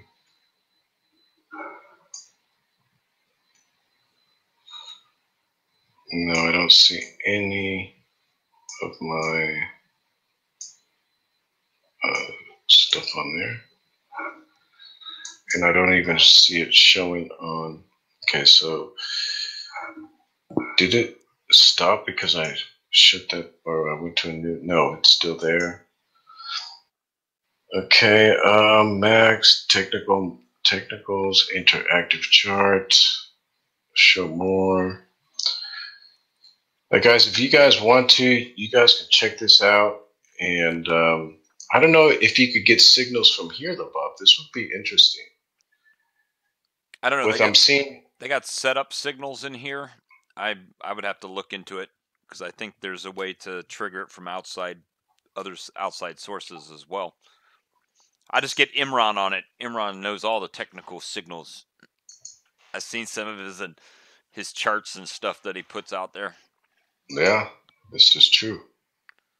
Okay, so me. Okay, and so it still has my bullshit here, but it doesn't. Okay, so where was? Okay, here's the Factum one, right? This one right here. So I bought at 0.004. My stop loss is at 0.0039. Profit area 0.0043. Let's see where it's at. Okay, when you hover over it, 0.002. Previous. And I have bought at 0.004.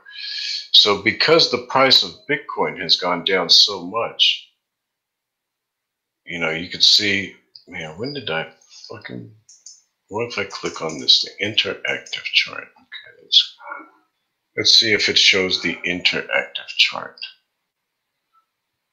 I doubt it will. I think I've got to go back to here, yeah, I do. Okay, and then I have to stop sharing. Then I have to go share again.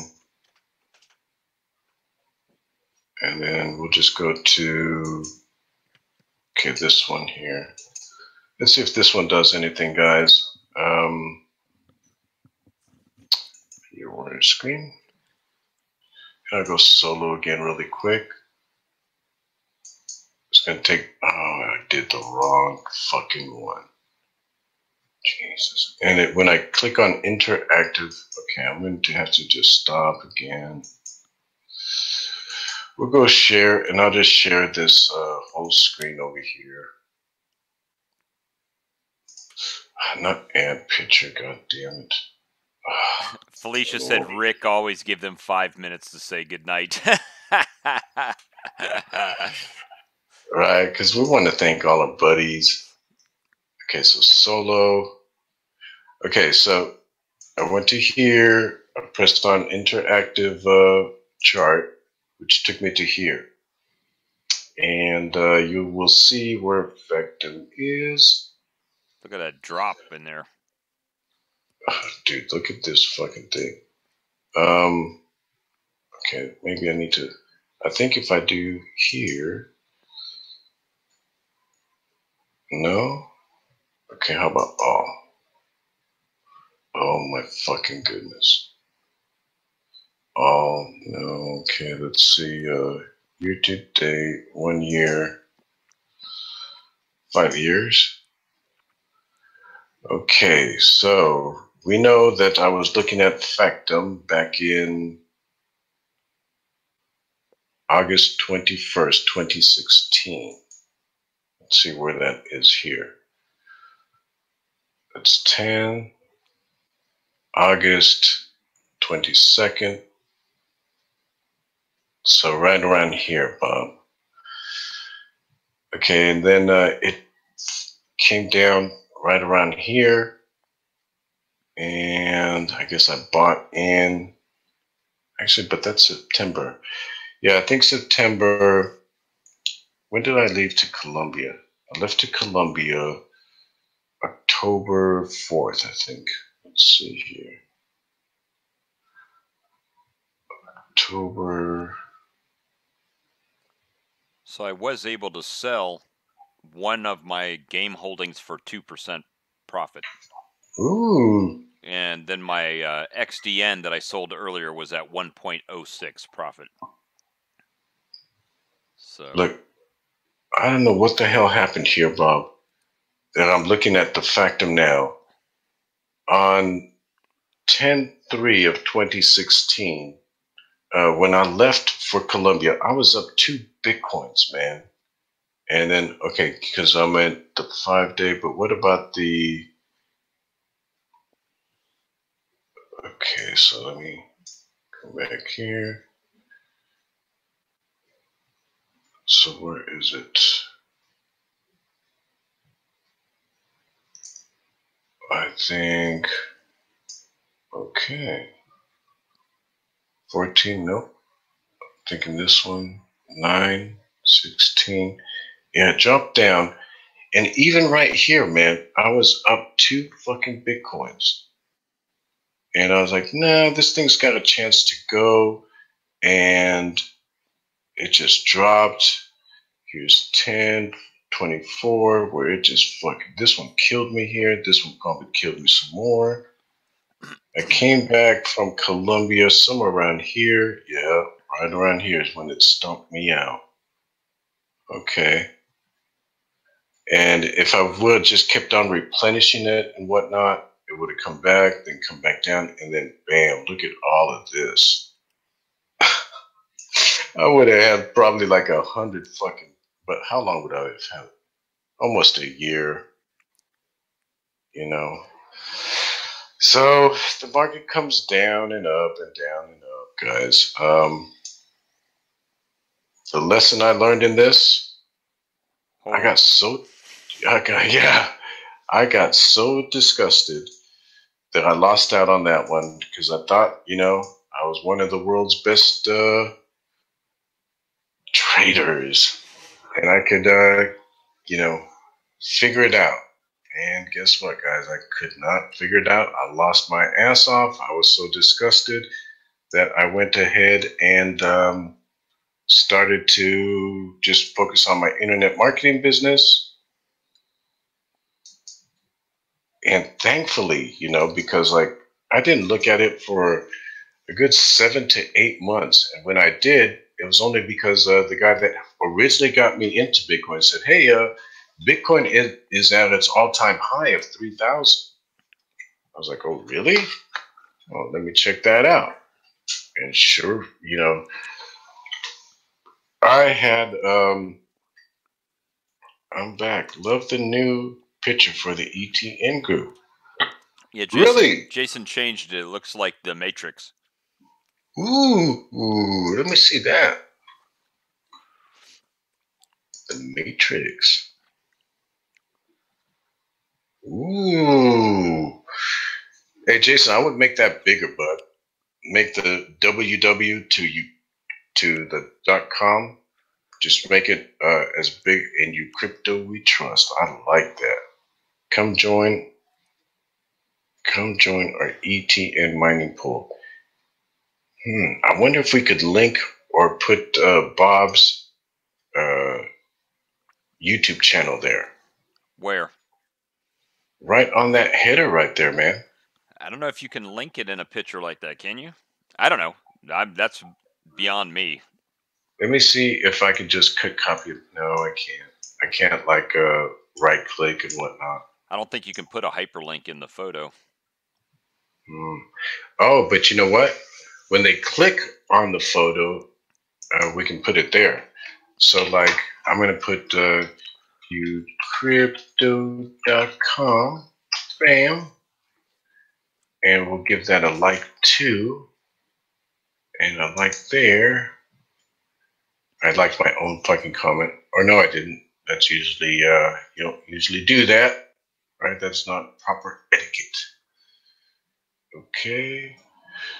Let's see here. And it says pin in tab, turn on notifications, save post. Jason, on that picture, bud, it looks like you can edit it and actually put, the websites like uCrypto.com, and then for YouTube instructions on how to mine, put Bobby's link there. That looks really fucking cool, though. I don't know about the black. I think I would keep it white, because it like doesn't a dollar really, bill. yeah, it doesn't really pop out, right? What do you think there? I like the font. Looks like the money font. I would just make that so much bigger. Maybe even shit can the wwws and just put uCrypto.com. Bam, all nice and big. And then join our ETN mining pool. 0.5% fees. That doesn't even matter, man. Just come join our pool, right? Come join our ETN mining pool. Yeah, and then Bob's. Okay, then you could actually put on there. Click on picture for the link, right? Yeah, there we go. That's what we could do. Okay, I got to share on that. Look right, shared it, bud. Right on. Thanks, bud. So I think just making it bigger, man, and just so everybody can see it and it's obvious. That way, when we get these, how do I mine in your pool? Look at the header on our Facebook group. And you know what, Jason, if you send me, yeah, man, shit can the wwws and just put uCrypto.com as big as you can. I like that in uCrypto we trust. In uCrypto we trust, yep. And Bob's YouTube channel for step-by-step instructions to mine in our ETN pool. Go here. And then I could put that same header on YouTube and maybe even VK. Yeah, why not? It looks just like Facebook. Right? I don't know if you can make a group over there or not, a crypto group. I bet you we could, bud. We'd have to get some of our Russian-speaking friends to moderate. Do we have any? I don't know. I bet you Tobias can speak Russian. I bet you he could, dude. I bet you he can. Like most Europeans can speak like 4 or 5 different languages. I only am bilingual. Me too. I'm a big dummy. We're only bilingual, guys. Sorry.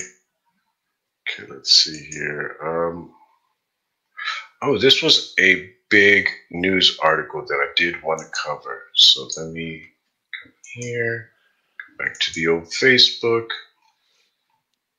drop it in the Facebook. I got so many things open on this computer. I am so OCD, dude. I'm thinking about moving my other monitor, which was an expensive Asus 1 millisecond response time monitor, to my mining rig, because it's compared to the new monitor, it's got kind of a blue-gray hue to it, which I didn't notice until I put the new monitor right here, right? So now I'm like, shit, I want to go buy a different monitor because one looks kind of gray-blue and the other one looks white background. So it's driving me insane right now. Man, I'm thinking I could Now that I've got access to fiat, man, I could really set this up like a command center. I don't think we're ready just for that yet, though. Especially if you're heading to Colombia, dude. You don't want to put all that shit in your house if you're going to be out of country. I mean, Yeah, you live in a gated community, so you're probably okay, but gated community. There's a fucking FBI agent that lives right next to me. Construction guy that lives on the other side of me. Navy guy that lives right across from me. The Hawaiians that live right next to him. And they're all cool with me, guys. And then, not to mention, every now and then I get undercover DEA agents that are always parked on my street, trying to follow me and, catch me slipping or riding dirty. riding dirty. Those dummies. I don't fucking do anything illegal anymore. But they still try, guys. They got a hard on for Dr. Reefer. Okay, so I put this article up, man, and this is the Binance article. So let me cover this really quick because we talked about this yesterday that Binance, the world's biggest exchange, did not have any headquarters. And so this is by Yuji Nakamura, published today at 1:31 a.m. Let's see here. Binance to announce banking partnership in Malta. Zao. Move to Europe comes after crackdown in Japan and China. Binance, the world's largest cryptocurrency exchange by traded value, is seeking a fresh start in the Mediterranean. The company, founded last year in Hong Kong, is planning to open an office in Malta. Chief Executive Officer Zhao Zhanping, who is a billionaire, and we covered that in another article, said in an interview, Binance will soon start a fiat to crypto exchange on the European island nation and is close to securing a deal with local banks that can provide access to deposits and withdrawals, he said, without providing a time frame. Quote, we are very confident we can announce a banking partnership there soon, unquote, Zhao said. Quote, Malta is very progressive when it comes to crypto and fintech, unquote. Regulators from China to the U.S. have been cracking down on cryptocurrency exchanges since last year, making it difficult for venues like Binance to find a permanent base. The company has had an office in Japan and was trying to get a license to operate there, but decided to remove its staff to avoid a clash with local regulators, Zhao said. Japan's Financial Services Agency issued a warning to the exchange on Friday for operating without approval. Zhao said he is also continuing discussions with authorities in Hong Kong, but that the outcome of those talks was uncertain.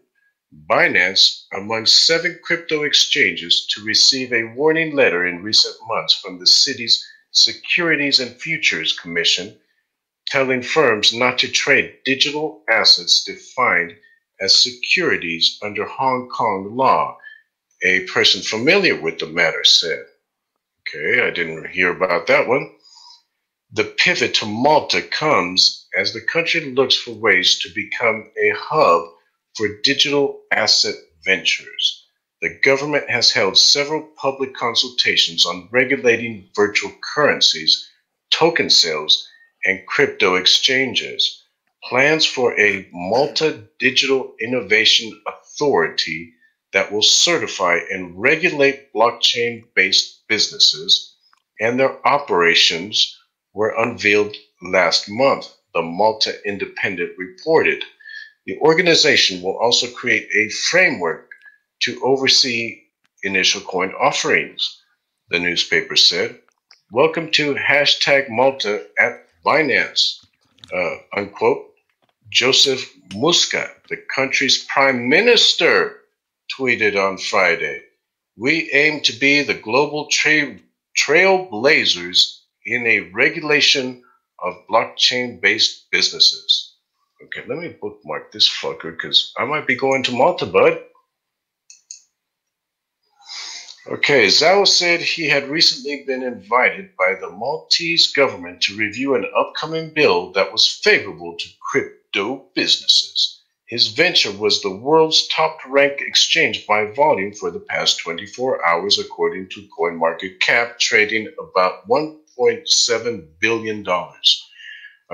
Binance is also planning to launch a decentralized exchange in the coming months, Zhao told Bloomberg this month. About 10 teams are working on its development, but the technology is currently too slow to replace the firm's existing centralized exchange, he said, with assistance by Benjamin Robertson. That was pretty interesting there, man. So he's going to Malta, and the banks look like they're going to be even friendlier than Puerto Rico. Damn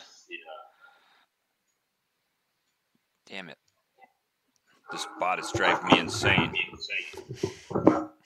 What's happening with the bot? Well, it's just placing sell orders, and then I saw where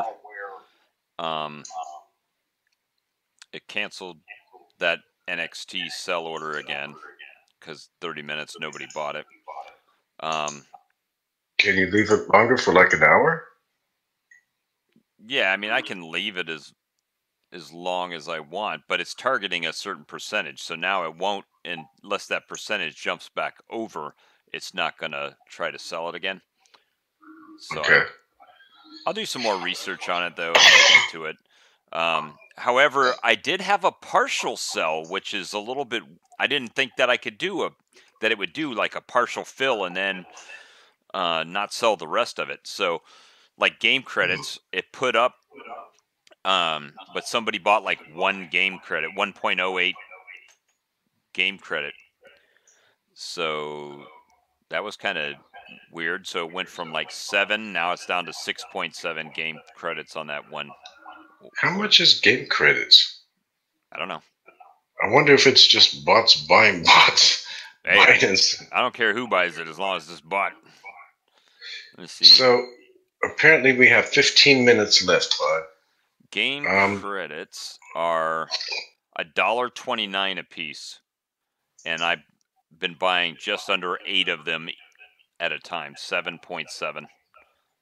So like $10 worth or something, right? Yeah, let's see, 7.77 times 1.29. Yeah, $10 right in that area. So that's about right, because that's where I have my trade set for, like, I have them set to where I could have 50 open trades at, that percentage. So, okay. So I figured. I like that. So what I figured is, with what we had, if I can get it loose enough to where it's buying and selling a lot, then what we'll have is a bunch of different transactions happening. If I can get a bunch of different transactions getting 1.5% per trade, then it could multiply pretty quickly. Oh, that's the signal that we're getting ready to. Yeah. There you go. So we're getting ready to exit out, guys. But game credits right now are showing down 10.31 on the day, and yet I'm up on my trades on game credits. Wow. Okay. So this little fucking bot is kind of impressing us. Hey, speaking of which, this is pretty funny, because during this show, we looked at flights to Medellin, right? And I looked from Atlanta. So I went to CoinMarketCap, and what do you think is on the top? Fly Atlanta to Medellin round trip for $349.77 on Cheapo Air. Mm-hmm. So, which goes to the article that we were looking at about targeted data. Ads, yeah. So, I mean, just that quick, right? So have you ever noticed you'll go to Amazon and look at something on Amazon, then you're going through your Facebook and an ad for that item is on your Amazon or is on Facebook? Yep. That's what happens. You're being retargeted. That's what we used to do as internet marketers. And something that Don just fucking specializes in, dude. Does he have a bot that does that for him? He does not have a bot. So it is actually Facebook ads and Google ads, and he is a fucking beast. So guys, I have posted this link in here too. Yahoo Plan. Yep, there we go again. I'm in the lobby now. Let me bring Bob back in real quick. So we are getting ready to be cut off here really soon, guys. So really quick, ccn.com, Yahoo Japan will launch cryptocurrency exchange local report. We do not have the time to cover that, but if you want to check it out, that was one of today's articles that seemed pretty huge. I did drop in my gear bubble, and let me stand up. See, guys, this is my favorite fucking shirt, guys. I took a little bit different pieces of like all the world famous, the beautiful ladies that you see behind the mud flaps on big 18-wheelers. We armed them. We took the gun R from The Sopranos, and then I added a world fucking famous. Bob has his own shirt. Bob, why don't you drop the link too? Let me see here. Actually, I closed Gear Bubble out. Let me see. Love you too, Carlene. Open Gear Bubble back up. Good night. Bye, Felicia. Bye, Felicia. I love saying that. How about you guys on YouTube? Let me hear a bye, Felicia. And you guys had better smash that like button and the share button. All right, we're getting better at this. I think we're getting better at this, bud. We are getting better. And we're trying a little bit harder, guys. If you can't tell. So I think we're organizing more. And you know what? For tomorrow, guys, I want to cover this article. Let's see here. It is. I will drop it in there right now so you guys can do your homework and help us. Because we don't go, going through an ICO really is like about 6 hours, 4 to 6 hours, guys, to do some proper research. But this guy, Tommy Wilkinson, posted or wrote this article on hackernoon.com/the 7 golden ICOs to shine in Q1 of 2018. So I think that is a good article to lead into tomorrow and, talk about some new ICOs because I haven't found any ICOs that I would really, really recommend to, my buds, you guys, or anyone. I think the last one we did was Universa. Just to give you an idea real quick, BTC invested to return up 1.48% right now. 1.48%. What I actually put on the trades, I'm up 1.48. Wow. And let's refresh the coin market cap and see where we're at too. Let's see. I am looking at 341 billion with 398 million. That's up. I'm looking at 342. 342, 212 million. So if a bot is really trading while we're just, blabbing our mouse and clicking buttons, like this is impressive. And If we can make a 2%, even 1% a day, man, is fucking killing it. That's 356% a year, or 365% a year. Yeah, like So we put in 0.06 bitcoins. I've only done 0.0055 in actual purchases and sells. Okay. So we're up 0.408119. So that's not a lot, but I haven't traded a lot, right? So it's relevant. So as we gain more experience and time goes on, man, like I'm willing to put some more in there and fund this little experiment. All right. Well, we'll take it.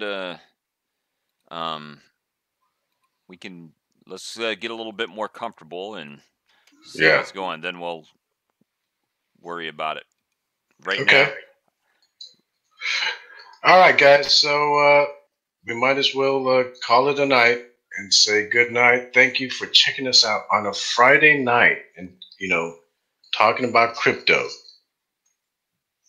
1% a day, I will take that all day long. Right? Right. And so we'll discuss the article mañana about the 7 golden icons. That even gives me hopefully time to read it. And I've got some other homework that I've got to read. And we will keep in touch, guys. Thank you so much for checking us out. Yep, all the shares and likes and comments. Fuck yeah. Smash that damn like button, guys. Give me a fucking fist bump on that. Thank you, YouTube. And the people have been watching on YouTube.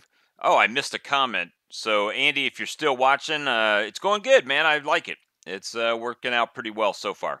So, he asked me how the titanium gig is going. So. Oh, where was that one? I didn't see that message. That was before you posted that Japan thing. All right. So, anyway, if you're going to end the live feed, I'm going to go ahead and exit the with the video extro. All right. And so when you can stop the live there, because this is only going to play over on YouTube anyway, and then I'll cancel the live on YouTube. Guys, and thank you very much. Supposedly we have 76 shares tonight. So thank you very much, guys. We really appreciate it. We work for free. And thank you very much, man. Like, your confidence and your trust in us really means a lot. We're going to have to start dropping our ETH address for tips. No, I'm just kidding. Right?